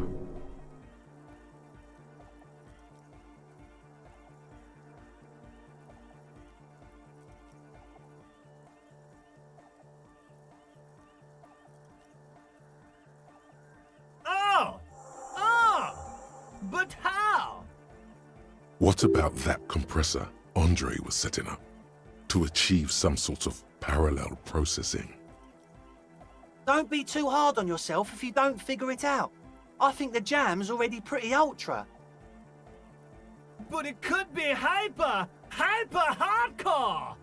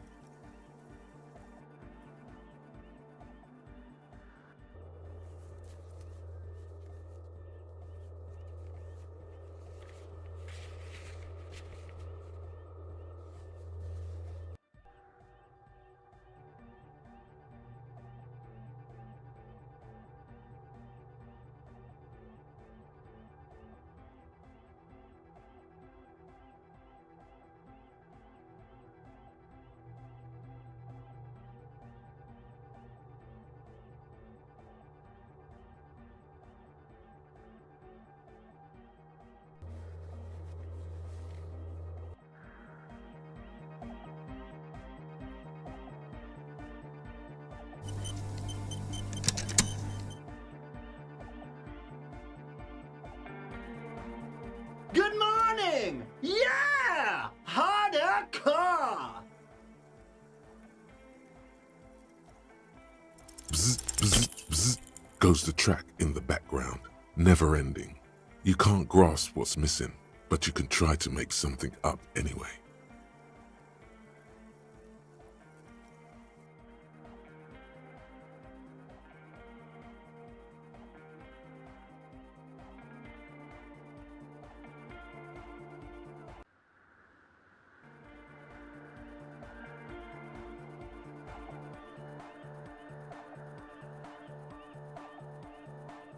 Good morning! Yeah! Hardcore! Sidechain the beat. Listen, you can use the compressor to select between which track it's compressing, either the auxiliary signal or the main input from the tape. Make it alternate between the signals. The compressor controls the gain based on the level of the signal on the aux sidechain input. It will allow maintaining a loud sound without peaks that fill up all the headspace. Sidechaining it, you said?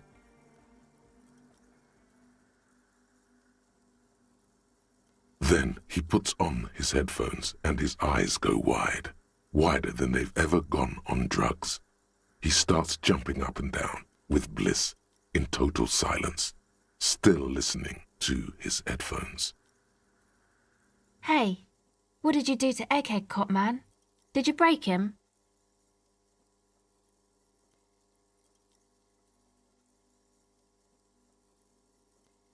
Are you ready, pussy?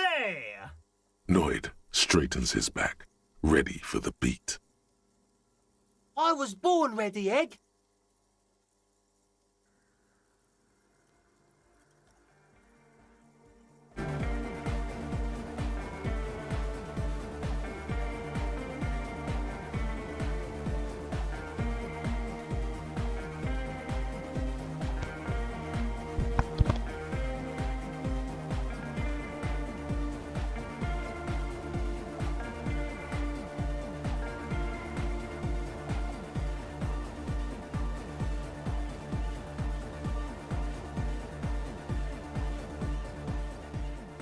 The audio assault is glorious. The speed freak dances on the stage, intensely waving his hand in the air. This is beauty! This is life! What in the world is going on? The way melody and bass flow together, it's unnatural. Your body is taking a beating from the low frequencies crashing over you. It's making you feel alive again.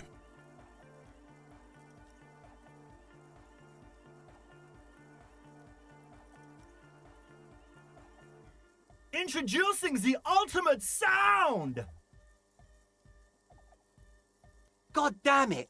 This dance club idea might just work out. DeLorean Church! The place to be! Pump it! Pump it! This is it. This is a new era.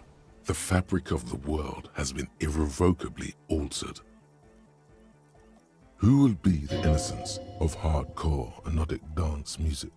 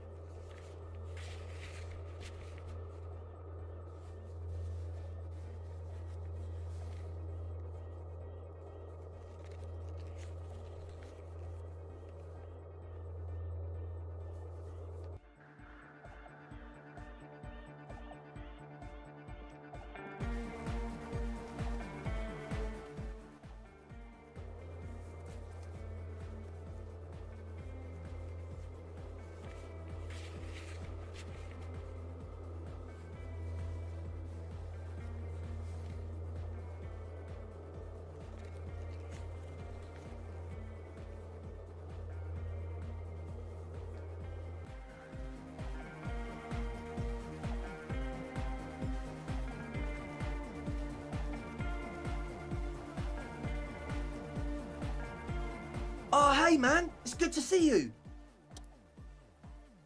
Dois.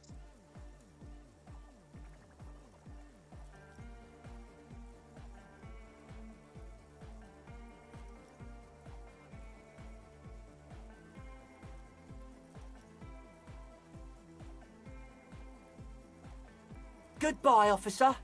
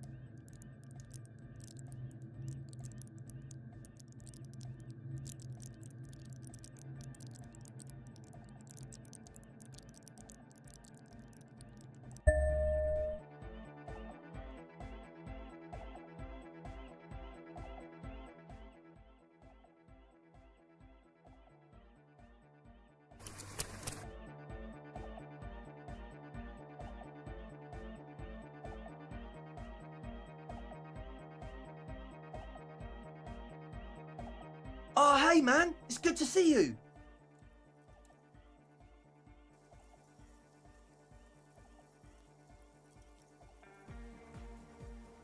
Thanks. You close your eyes and vacate your skull, leaving your brain to wonder, where did that little fluttering light go? Total darkness. You sink down the darkest fathoms of your own personal deep, vertebrate by vertebrate, through the unformed skulls of your mind. Here it will begin.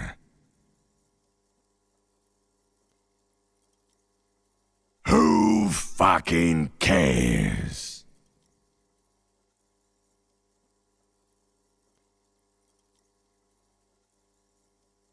No, not good. Orgasmic. Oh, don't worry. The music's still there. It's you who is gone. Nothing. Just the immaculate silence of your spinal fluid. Electrified. I'm gonna let you in on a little secret. Every vertebrae in your spine is an unformed skull ready to pop up and replace the old one. Like shark teeth. The one you're currently in has a little brain forming in it, waiting for its turn. To rule the world. Yes, it It's all true. In the spinal cord. From what I can see, it's about to bust a move. Foolhardy! Do you even know what's happening on the surface?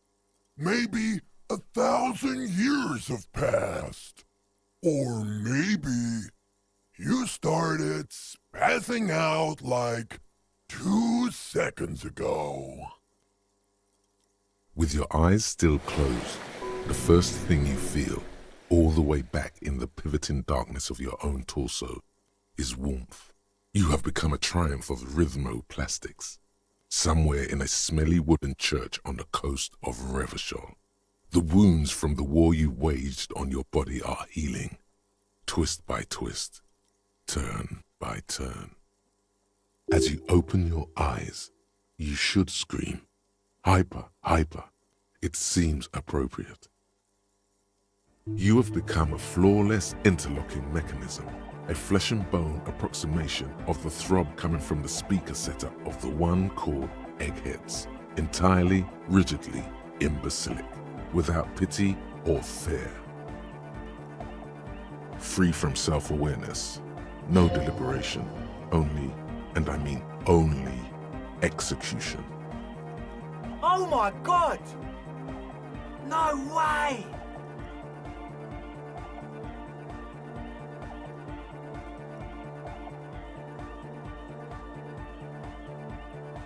With his reel-to-reel mixer blasting the anthem of a future that will never come, the young man observes your moves for a second.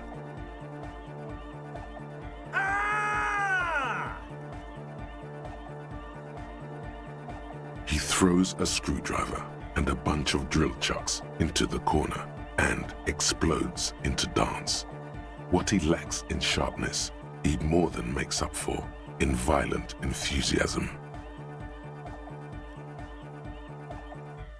The young man immediately bounces up and down, then assumes the same dance pattern, embellishing it with some sort of waving motion.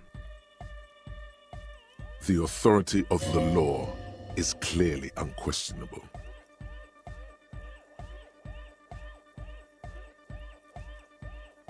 The young woman lifts her headphones up slightly and raises her chin, looking at you expectantly.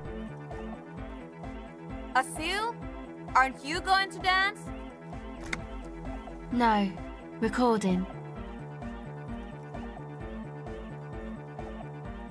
The lead programmer throws the other young woman a knowing glance before turning her attention back to her own work.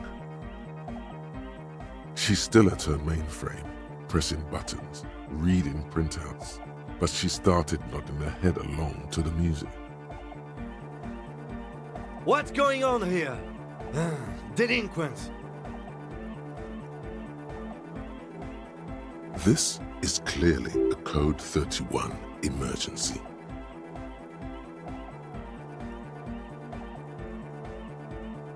The lieutenant squeezes the bridge of his nose. The light reflects off his glasses, giving him the appearance of a surgeon in the middle of a tense procedure. He's having trouble adjusting to the new reality before him. What's happening?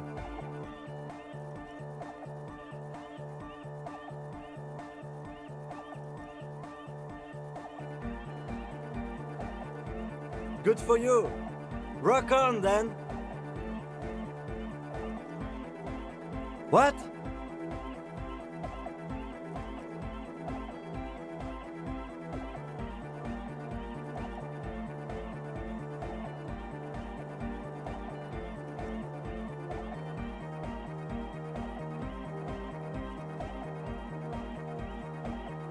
Who's the one in charge? You are.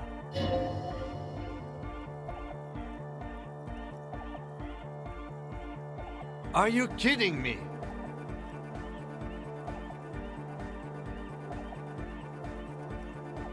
Get my what on?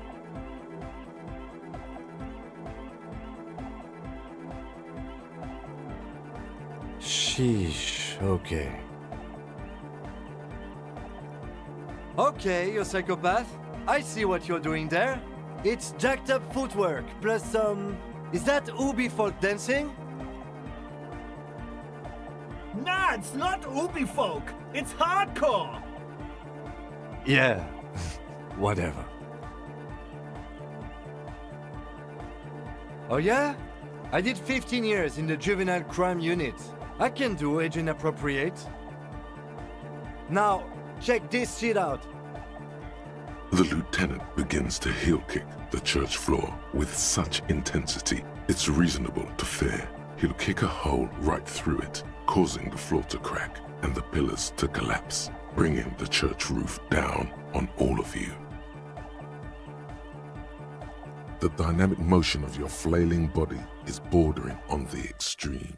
You're going off the charts. You feel as if turning on the hyperdrive will be a point of no return. Feels almost melancholy. Are you sure you have the entire posse along for this?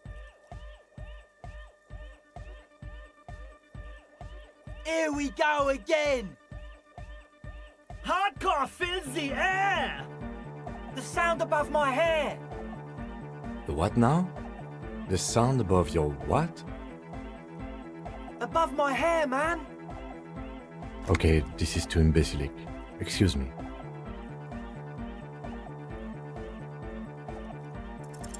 On the coast of the Martinez Inlet, in a small weather-beaten stave church, built 380 years ago by settlers from the Occident, most likely to guard against an anomaly at its center, an officer of the RCM is contorting his body into idiotically rigid shapes as he invents the future of dance music. It's the hardest anyone has ever danced. I am la Rebachelière. I am the city.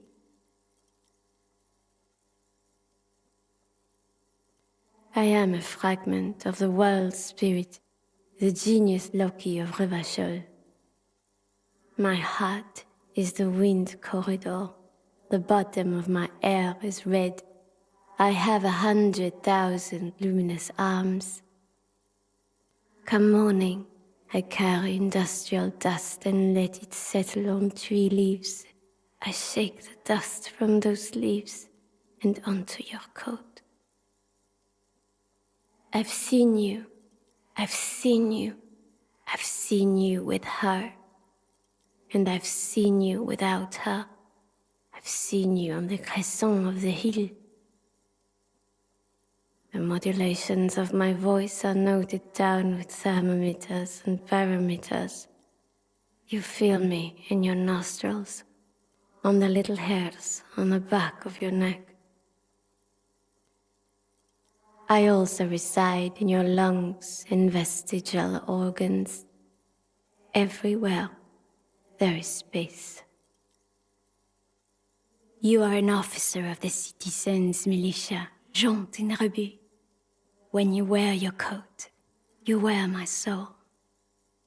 You move through my streets freely, in motor carriages and on foot. You have access to the hidden places. You also circulate among those who are hidden.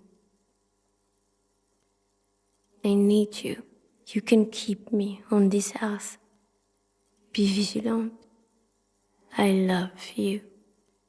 An officer of the RCM is lying on the floor of a small church with his eyes rolled back and his tongue lolling out.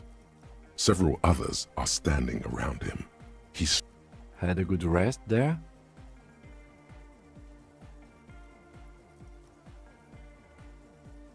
Fuck yeah! I bet you did. Those were some advanced moves, man. That's all great, but we should really get going. We spent enough time doing aerobic exercise for today.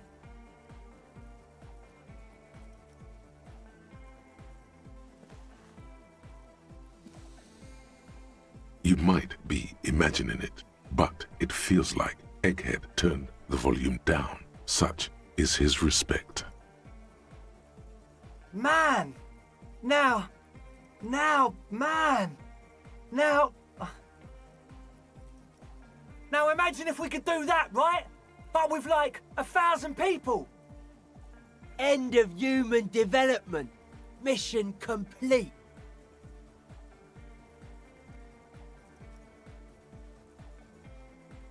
All right. You're absolutely beat.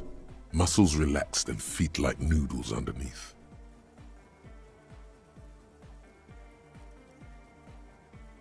Goodbye, officer.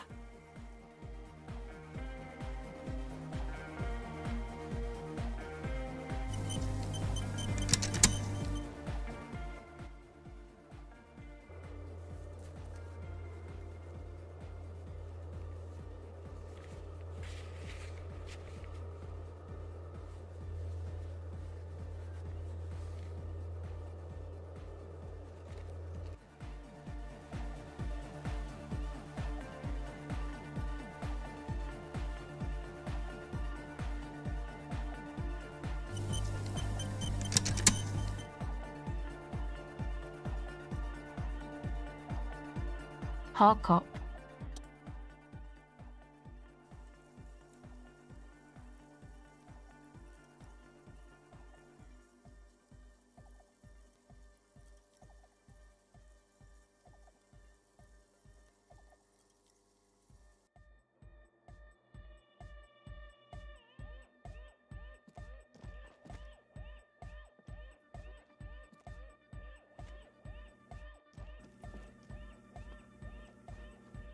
Yes, what is it?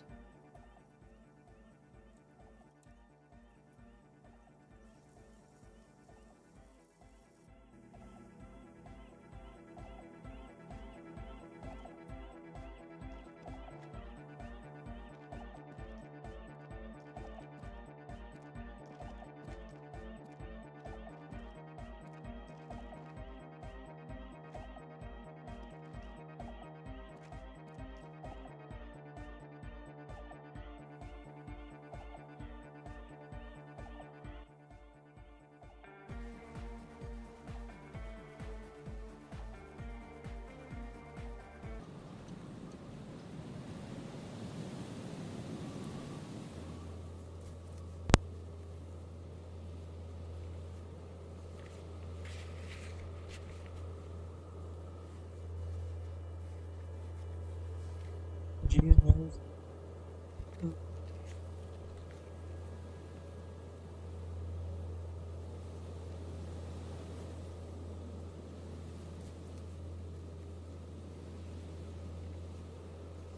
Okay.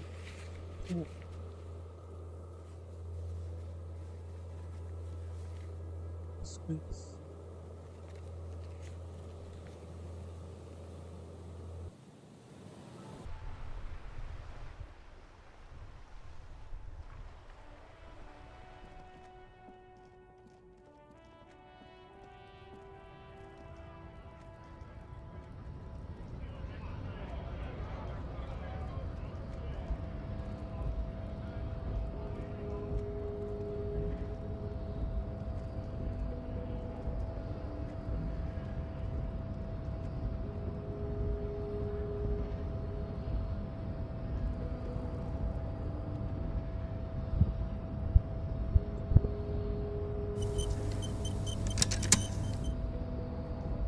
The unpromising race pupil returns. And...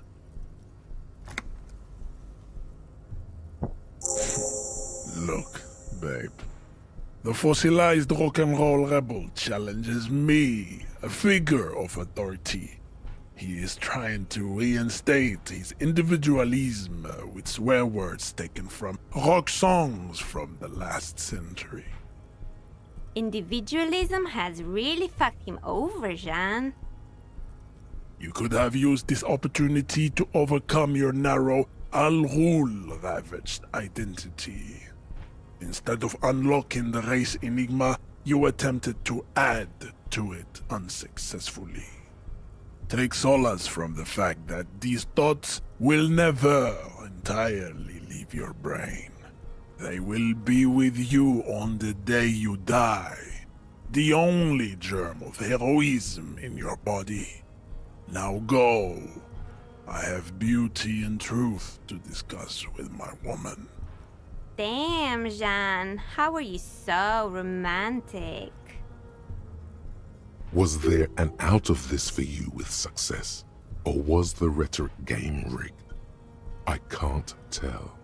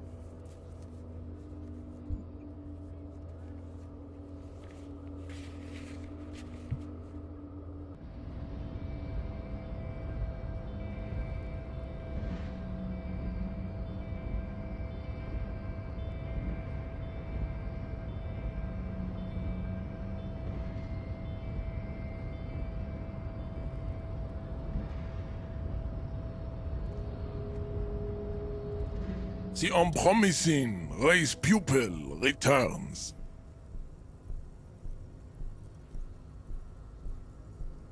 Racists are generally not very good examples of their race. Welcome to Revachol. You hear him yell at a redhead woman visiting the fritter nearby. He must think redheads are immigrants. I am not like them. I am craniometric perfection. I have taken the trouble to permanently draw a phrenologic grid on my skull and features. This should dispel any doubt. True, that is a noble cranium, but you got a hard noggin yourself. The drawings are precise and look true to their pseudo-scientific ambitions. One thing, however, it is not entirely free of throwbacks in the phylogenetic tree. His large jaw, for example, could be a trait indicative of criminalism. Also, his earlobes could be smaller. The size of the earlobes is not a real craniometric criteria. Everyone knows this. Your earlobes are flawless, Jean-Luc. Yes. You exhibit forward projection of the jaw, indicative of schizophrenia and sexual inaccountability. From a purely aesthetic standpoint, the dimple in your jaw makes you look like a baby. This is not craniometry, just an observation. It is impossible to see any more of your bone structure. It is covered in the ravages of Al-Ghul. From what remain of your features, I can see fleshy lips, baldness of the head, and long arms relative to lower limbs. This leads me to conclude you are not a police officer. You are a common criminal, an offspring of murderers and sailors from Sur-la-Clé and Vesper, and possibly even the degenerate sheep herders of Ubi. Your racial heritage is uninteresting. It is the same as all Revacholians. Your parents and their parents made the decision to reproduce while under the influence of Al-Ghul. That is the only reason you are here. He's right there. It's almost impossible to get it on unless you're both drunk. It's too scary when people are sober.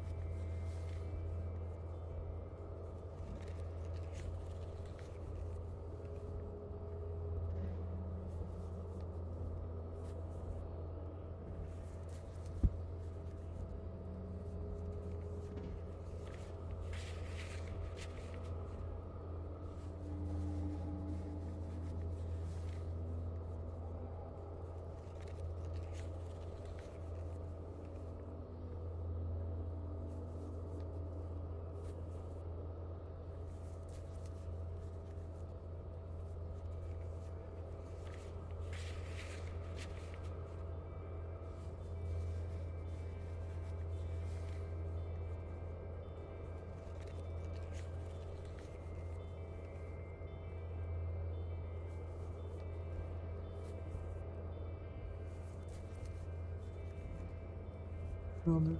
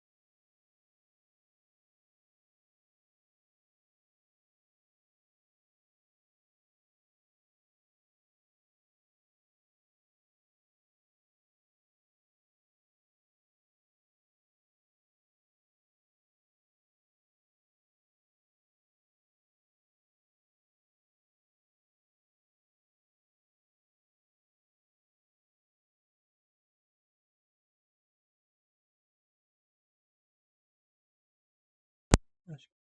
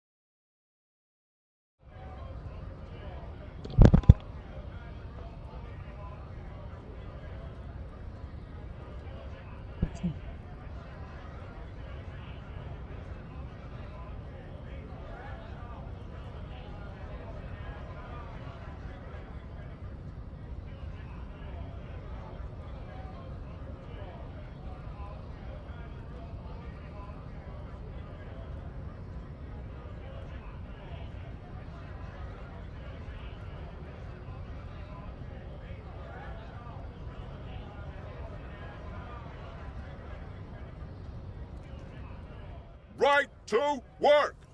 Right to work! Shame on you! We were promised work. We'd be in there. The physically impressive man tower. What's it to you?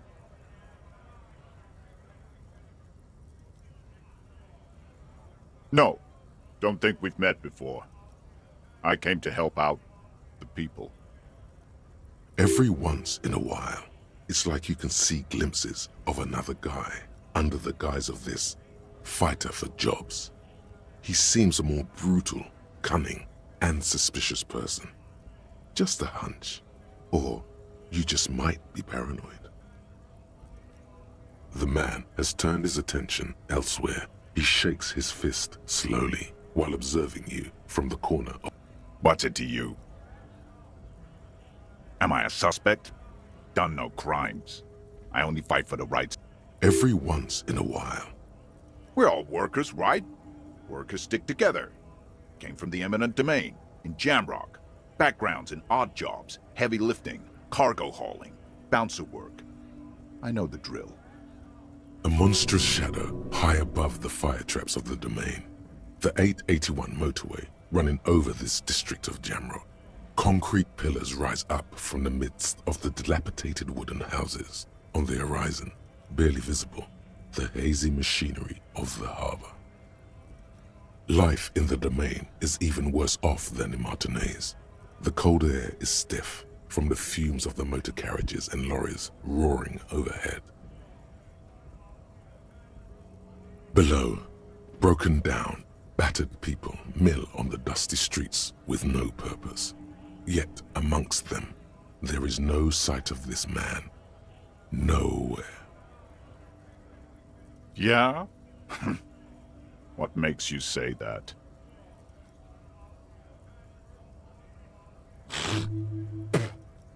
They know me.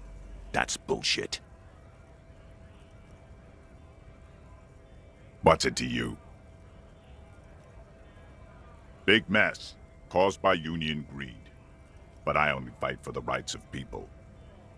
Every once in a while, we're all workers, right? A monstrous shadow high above the life in the domain. Below, broken down, battered people mill on the dusty streets with no... Worked at Territorial. Ring a... Pretty okay as far as lies go. Uh-huh. Was a long time ago. When a bunch of ungrateful beats me. When the man moves around, you perceive some serious abs underneath his tight-fitting shirt. There's something odd in the way he carries himself.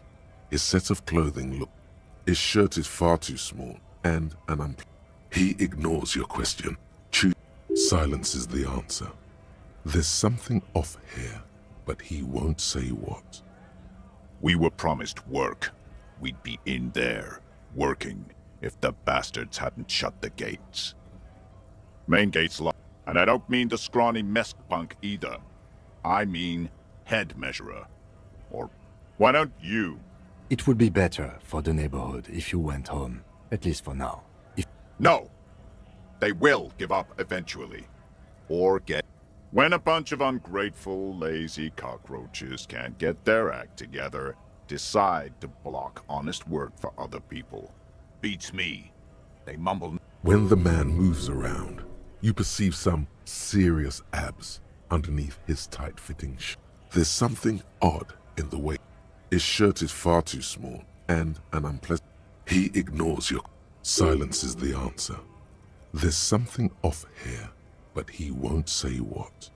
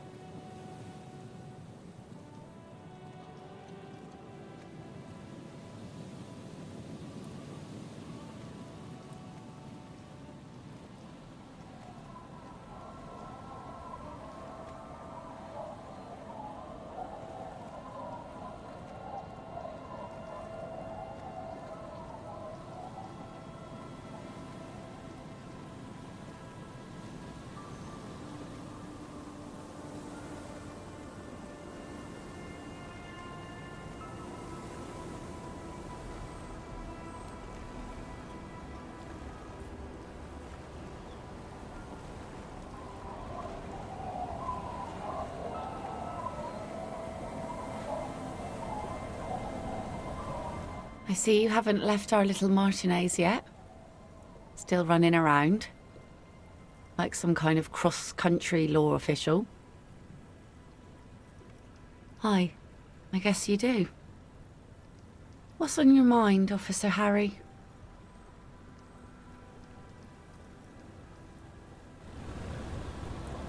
Aye, the sea's gonna calm down soon, I can feel it.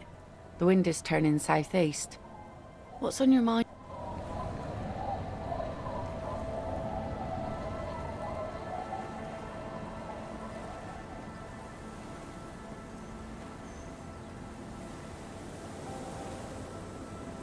Our tenant, the policeman. I hope the waves... What more do you want? Yes. She probably heard them. Yes. That is a done. Yes. Let's hear...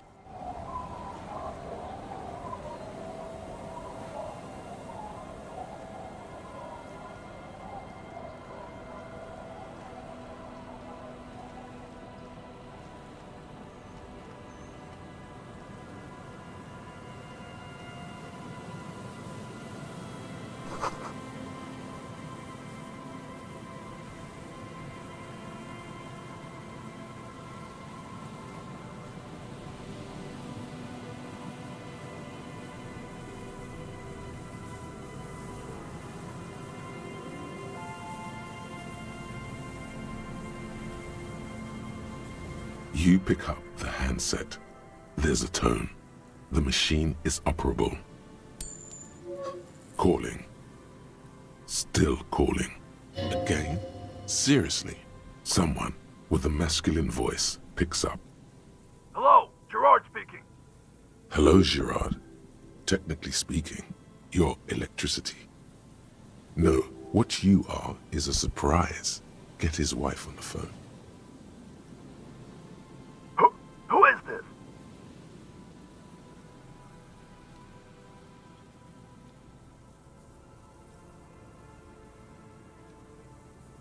Who the fuck do you think you are talking to me like that? Just tell me what's going on here. Bien, come here. The sounds are muffled. You can make out two people, a man and a woman called Bien.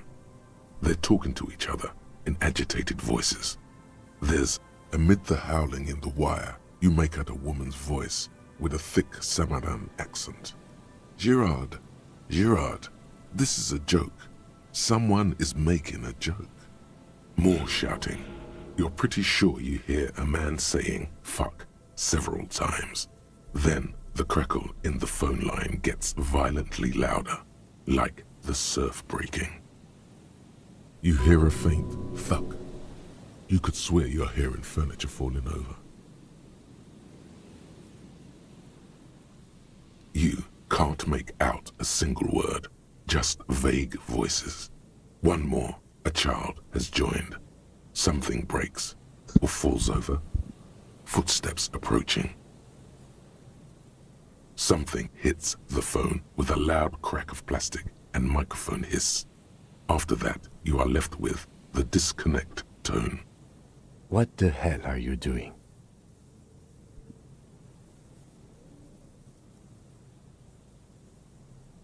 Big deal? Let's just go. I've had enough of this phone booth. You pick up the handset. There's a tone. The machine is operable. The lieutenant shrugs apathetically, then walks a little. Calling. Calling. Calling. Still calling. Still calling. Stop calling me, man. I'll get you your money, alright? I just need till tonight. Let me work. Tethys. Hey! You're not Tethys. Screw you, and don't ever call here again. You're fucking with some serious people.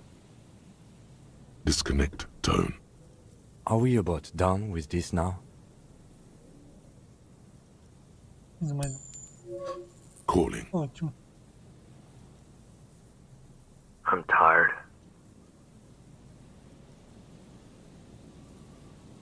Sounds like he hasn't talked to anyone in quite a while. Writing. I hate writing so much. But I have to get back to it. The man disappears with a sigh. You do not hear the customary disconnect tone, just silence in the handset. The machine is still waiting for you to dial a number. Seems like it did not have time to swallow the coin. This sometimes happens. Lucky you, the call went too fast for the payphone to register. You can still make a new one without paying.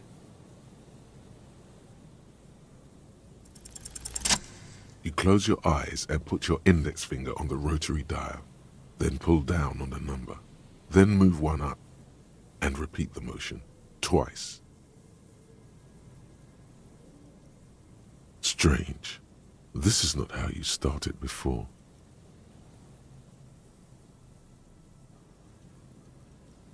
You dialed 001. This is not the area code of Revachol. It is another destination on another Isola, some far-off nation-state. 005 is Revachol, ZOC. 001 is Grad, on the Gradian Isola, where the telephone was invented. The next two digits you dial are the area code for the city of Mirova. 414447. The rotary dial feels cold from the sea air. 1117361. Your fingers keep moving like a spider every time the ring rotates back with a little ring of metal, like a bell tolling. Yes, 451-67451. You are going deeper now, into some unknown place, far away from this island of matter and its telecommunication networks. 451. You have dialed God knows how many numbers. The headset has been waiting silently to relay a signal. Surely nothing can come of this, you think. An ultra-long distance call. Your air fills with a crackle, the wash of a strange ocean full of white noise. A little bird starts ringing in there, not like the local calling tone before. No, a small ring in a cage of distortion. Far away, calling in the night. Pitiful and terrifying. You feel your pulse rise with each ring. Calling still. Ringing by the bedside of a dark but capacious apartment with long windows. You know this to be true. The handset starts slipping from your sweaty palm. Your breathing is heavy. You just do, and you know it is going to hurt. The lieutenant is too far away to hear your yelp. The sea wind blows.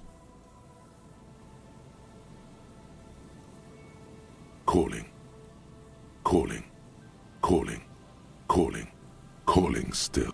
Then the ocean breaks. Out of the depths, a woman's voice emerges. Small.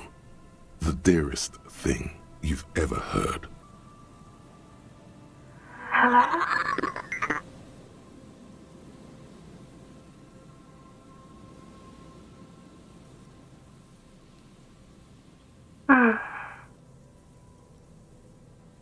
Who is this? Dora, who is this? The connection is bad.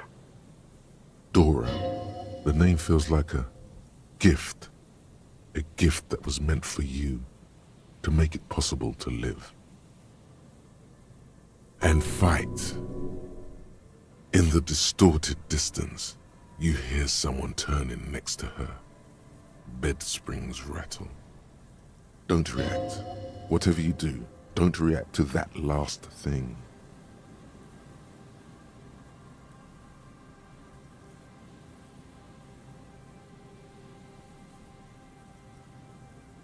No answer. You're not sure, but you think you hear a man's voice in the background. It's covered in pain and white noise.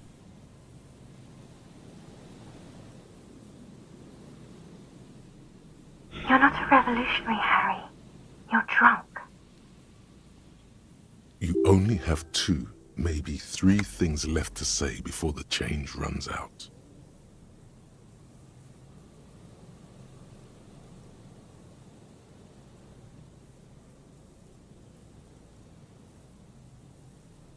Oh, God.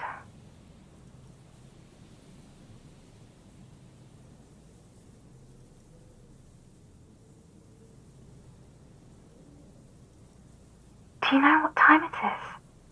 It's so late here. It's 4 o'clock, Harry. I need to wake up in 2 hours. What do you want to talk about that we haven't talked about already? This is bad. You feel your right hand on the handset cramping up with pain.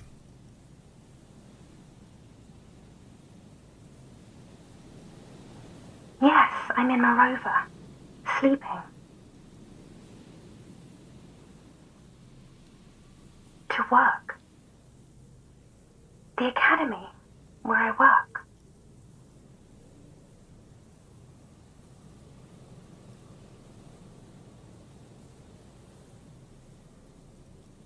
No response, only a sigh. The connection crackles like burning paper.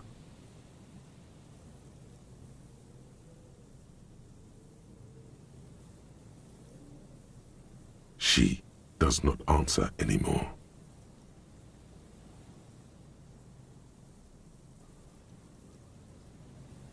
Harry. Disconnect tone. The machine ran out of money.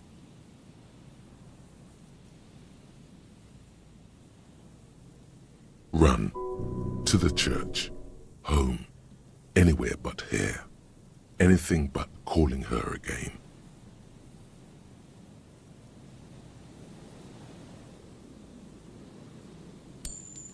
You dial the number again. 26 pulls of the rotary dial.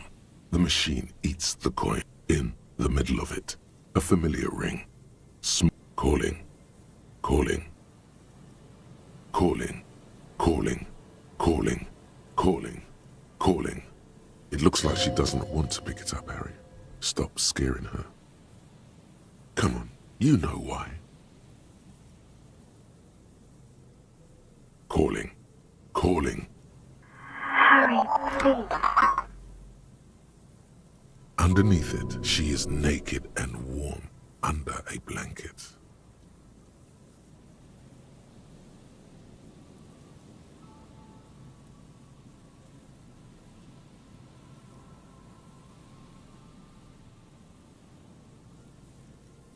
Please. I'm going to hang up now, okay? Phone hanging up. Disconnect tone.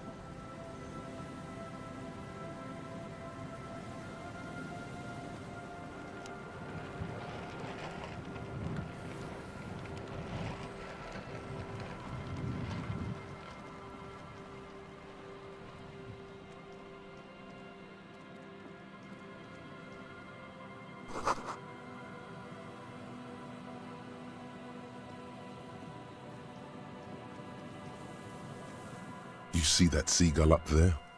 Remind you of anybody?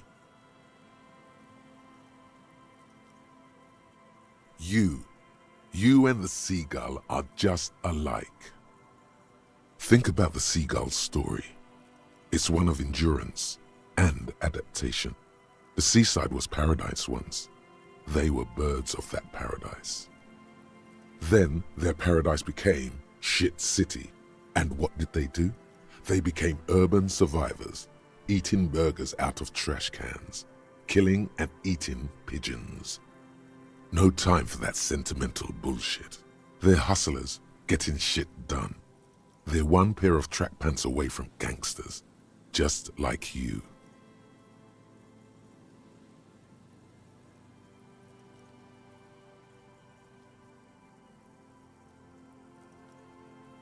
Own it. Steal hot dogs, shit in the sand, whatever it takes to keep going.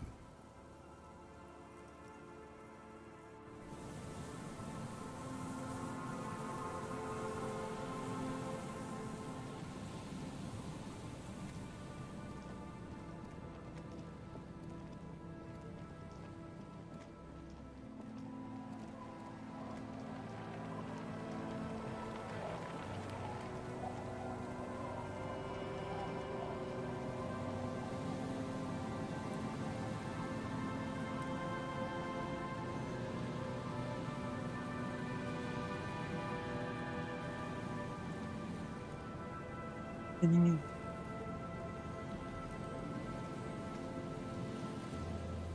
E hoje não é vídeo. E amanhã.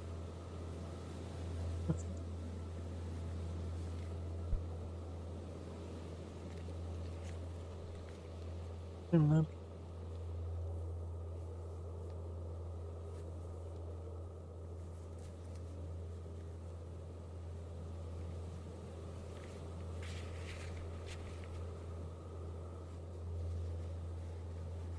Um, 10 horas do.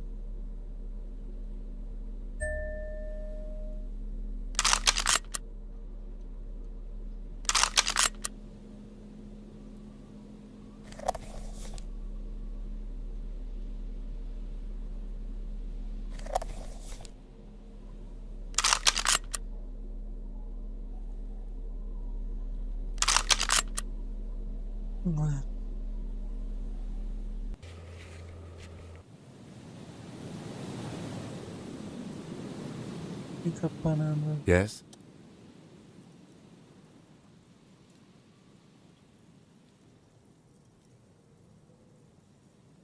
What do you want to know?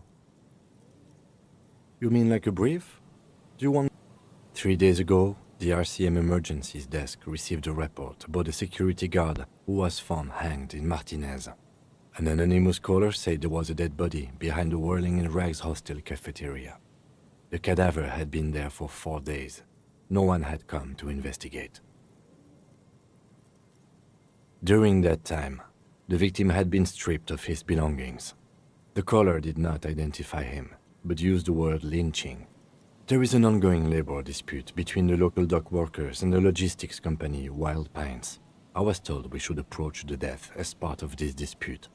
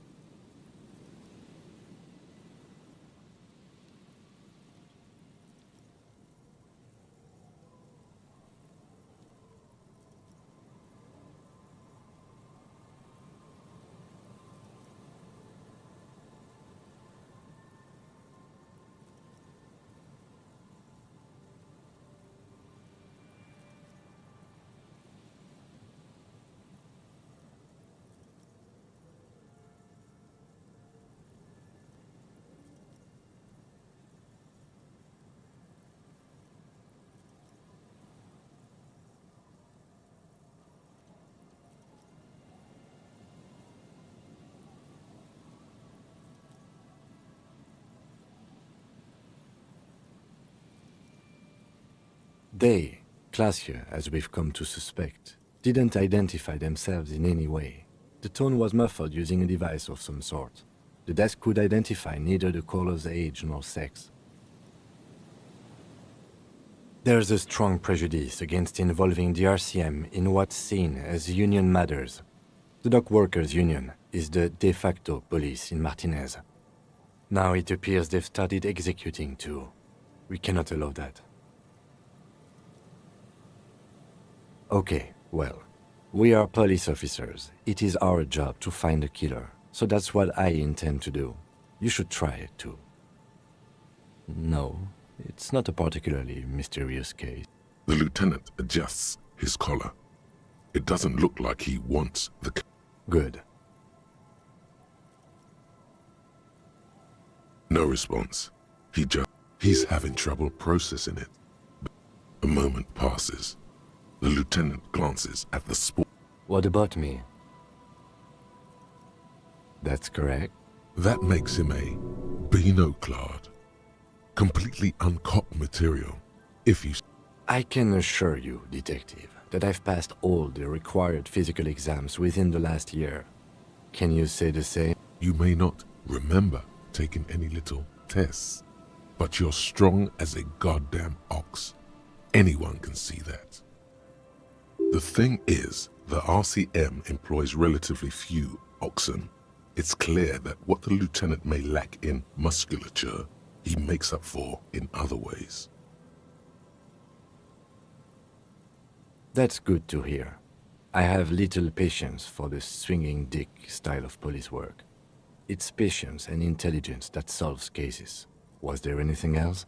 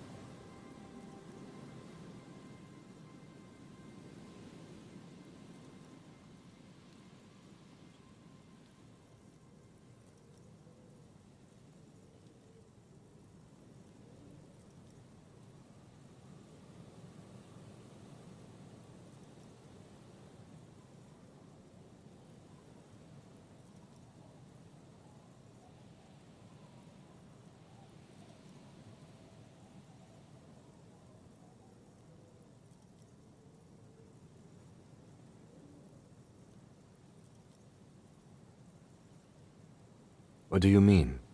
I have no... The lieutenant is a police officer, but this isn't an old school case. What? Think? I do most of my work inside my... The lieutenant, we all have our... You're super lucid, yet... Good. Let's change the subject. And what has led you to this conclusion? Thus far, your memory loss does not seem to be convenient for you or anyone else, except insofar as you've managed to avoid doing any work. Besides, I doubt you could have taken down a hardened mercenary single-handedly. See? You're clearly not a man in your prime anymore. Don't take it personally. It's just that security guards kept on by large corporations tend to be better trained and better armed than officers of the RCM.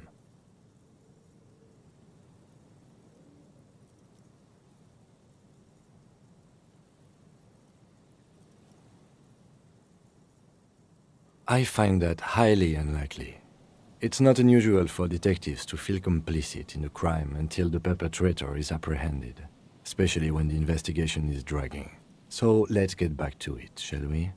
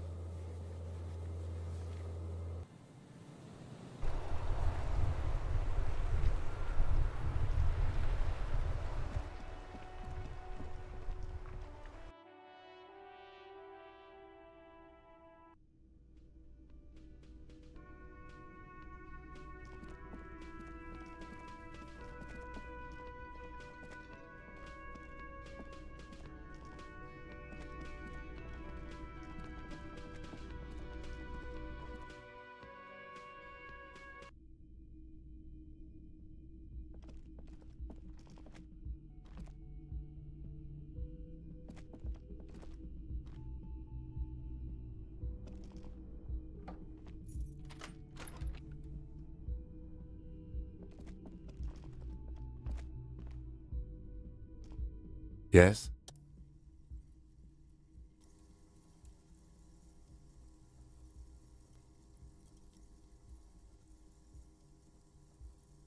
Excuse me?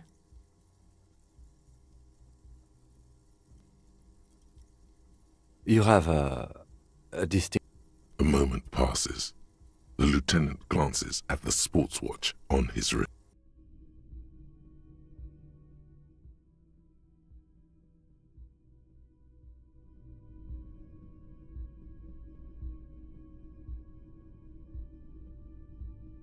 Yes? Excuse me? Detective, if I may be frank, you seem to be in a deranged state. You have trouble remembering things. You've misplaced your badge. I cannot let you act in the name of the RCM without supervision until you've regained control of your faculties. Oh, so you're an unaccountable wreck who has to be supervised? You don't have to take this display of authority. You can disobey.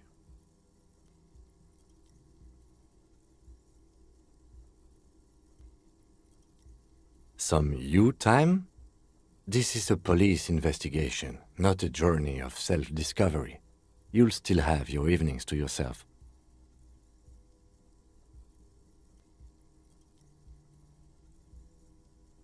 A moment passes. The lieutenant glances at the sports watch on his wrist. Excuse me? Frankly, Detective, you are in a deranged state. I can't let you proceed without close... The lieutenant thinks you're some... That's good. Except that I do, Detective. Some you time? This is a police investigation, not a journey of self-discovery. You... Please do. We wouldn't want your regiment to spill over into the investigation.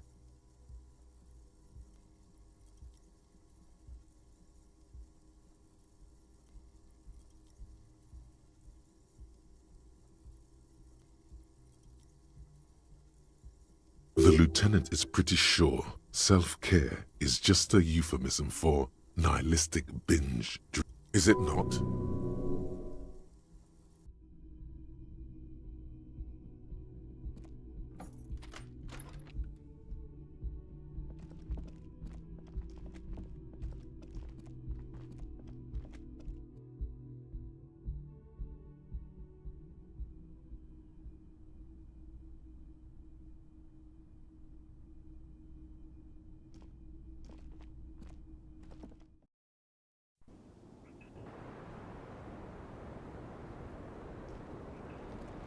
Officer, it's a fine day for questions.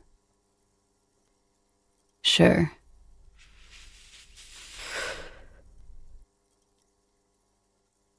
The record. So official. Yes, miss. I hope you don't mind.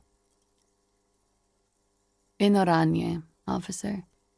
It's, I think municipality is the term. A nowhere town there.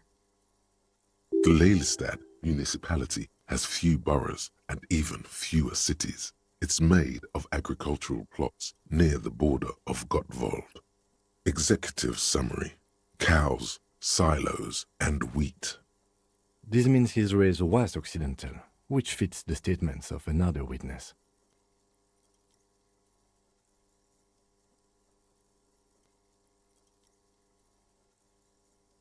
Her eyes follow yours on the piece of paper.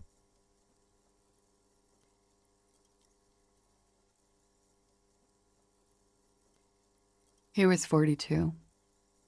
42? Are you sure? He had many scars that made him appear older.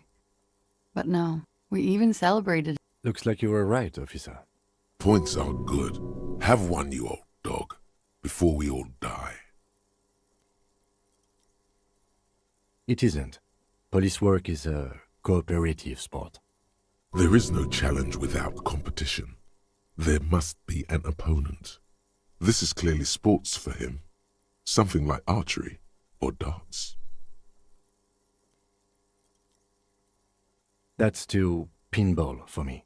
I just like to get autopsies right on the first try. Where were we?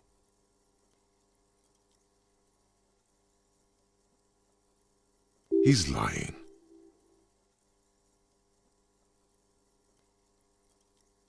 Yes.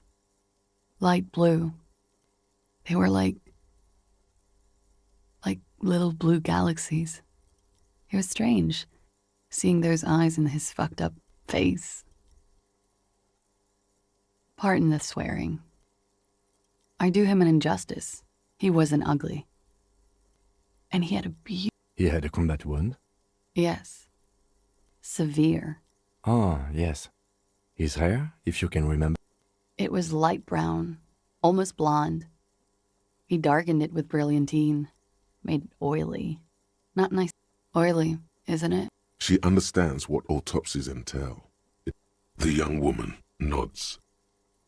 All right. Coolly, gracefully, she pours herself.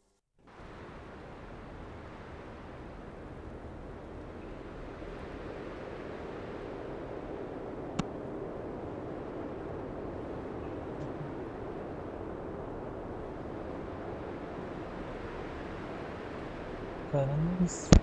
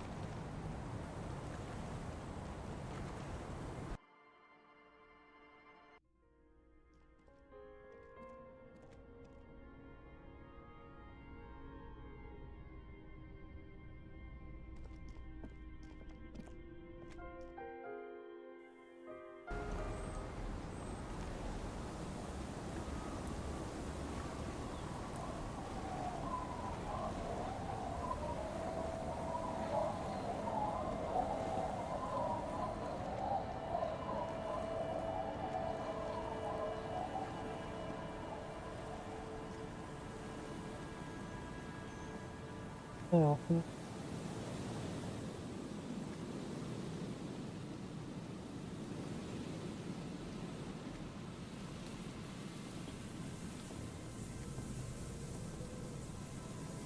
Dei risada de dentro do jogo. Mas,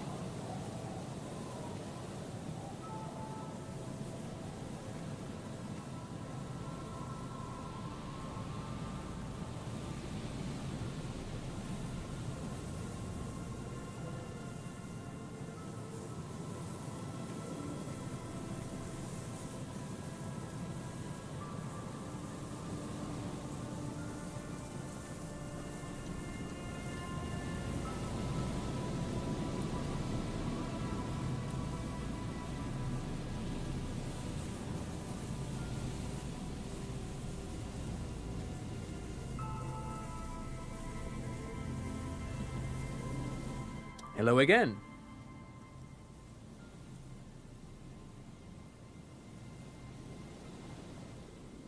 I do have some money, yes, but that's not what's really important. He's not gonna give you money.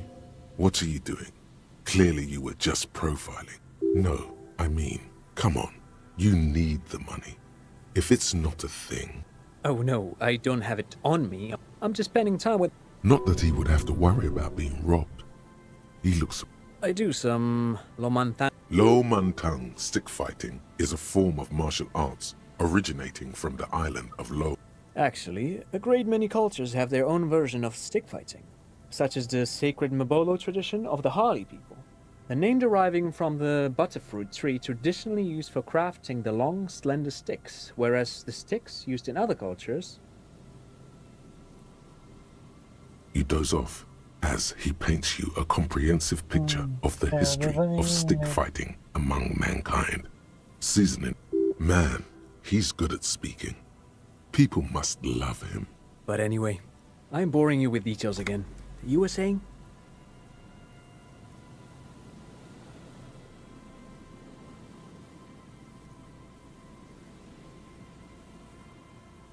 Then I guess everything got said, right?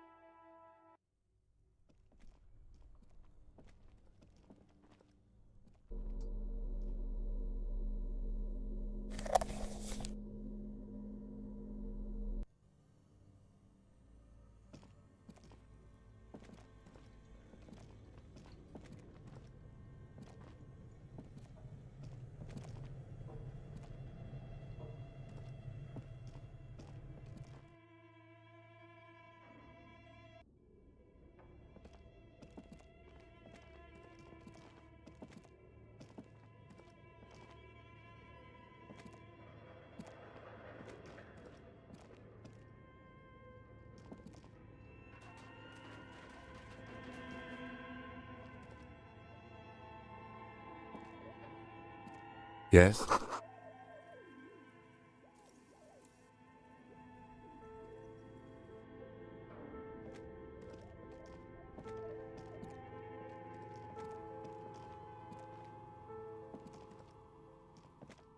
Oh, it's you again. Are you looking for a die? I'm sorry. I'm a bit overloaded just now, so I can only produce one die per customer.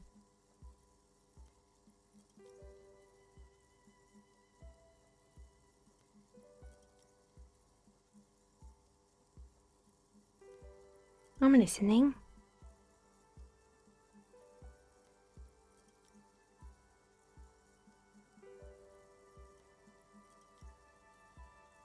I'm pretty sure it still doesn't work, but sure, what do you want to know? Why would Slipstream SCA have a 100-year-old recording as their doorbell message? Doesn't make any sense. I'm still convinced it was nothing more than some elaborate prank. My money is on electrical anomaly. I've heard of these, especially in an old building like this.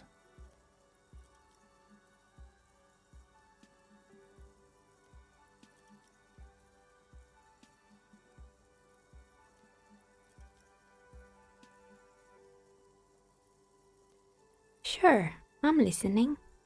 Good. I hope it clarifies.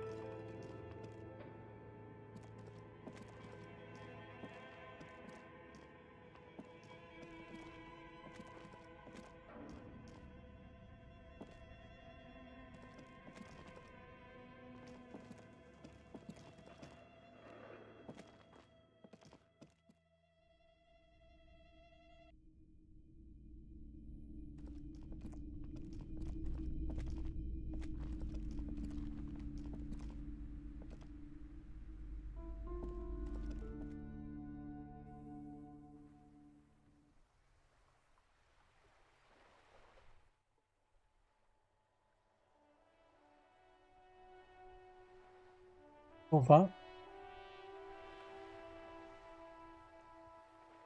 Olá. Eu vou encerrar a live.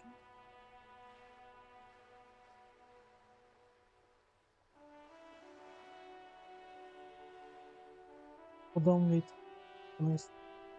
Pelo tempo. Até às 10. Até às 10. Aí dá tarefa.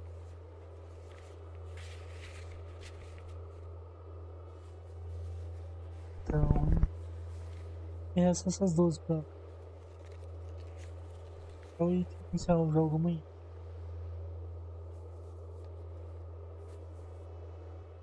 Acho.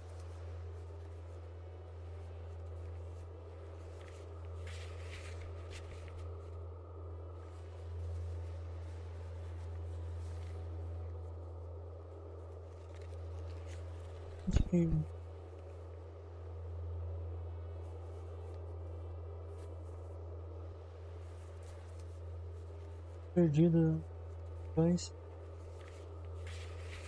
aqui assim, atrás,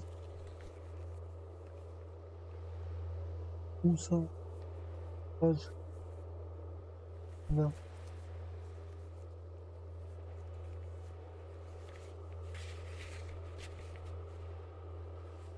não vou.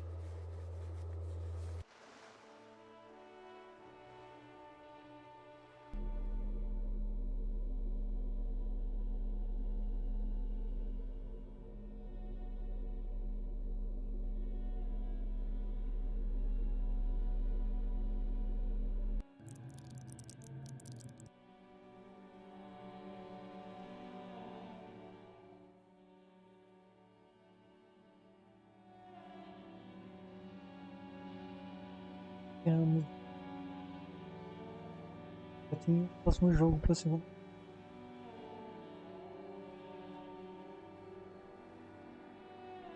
Não.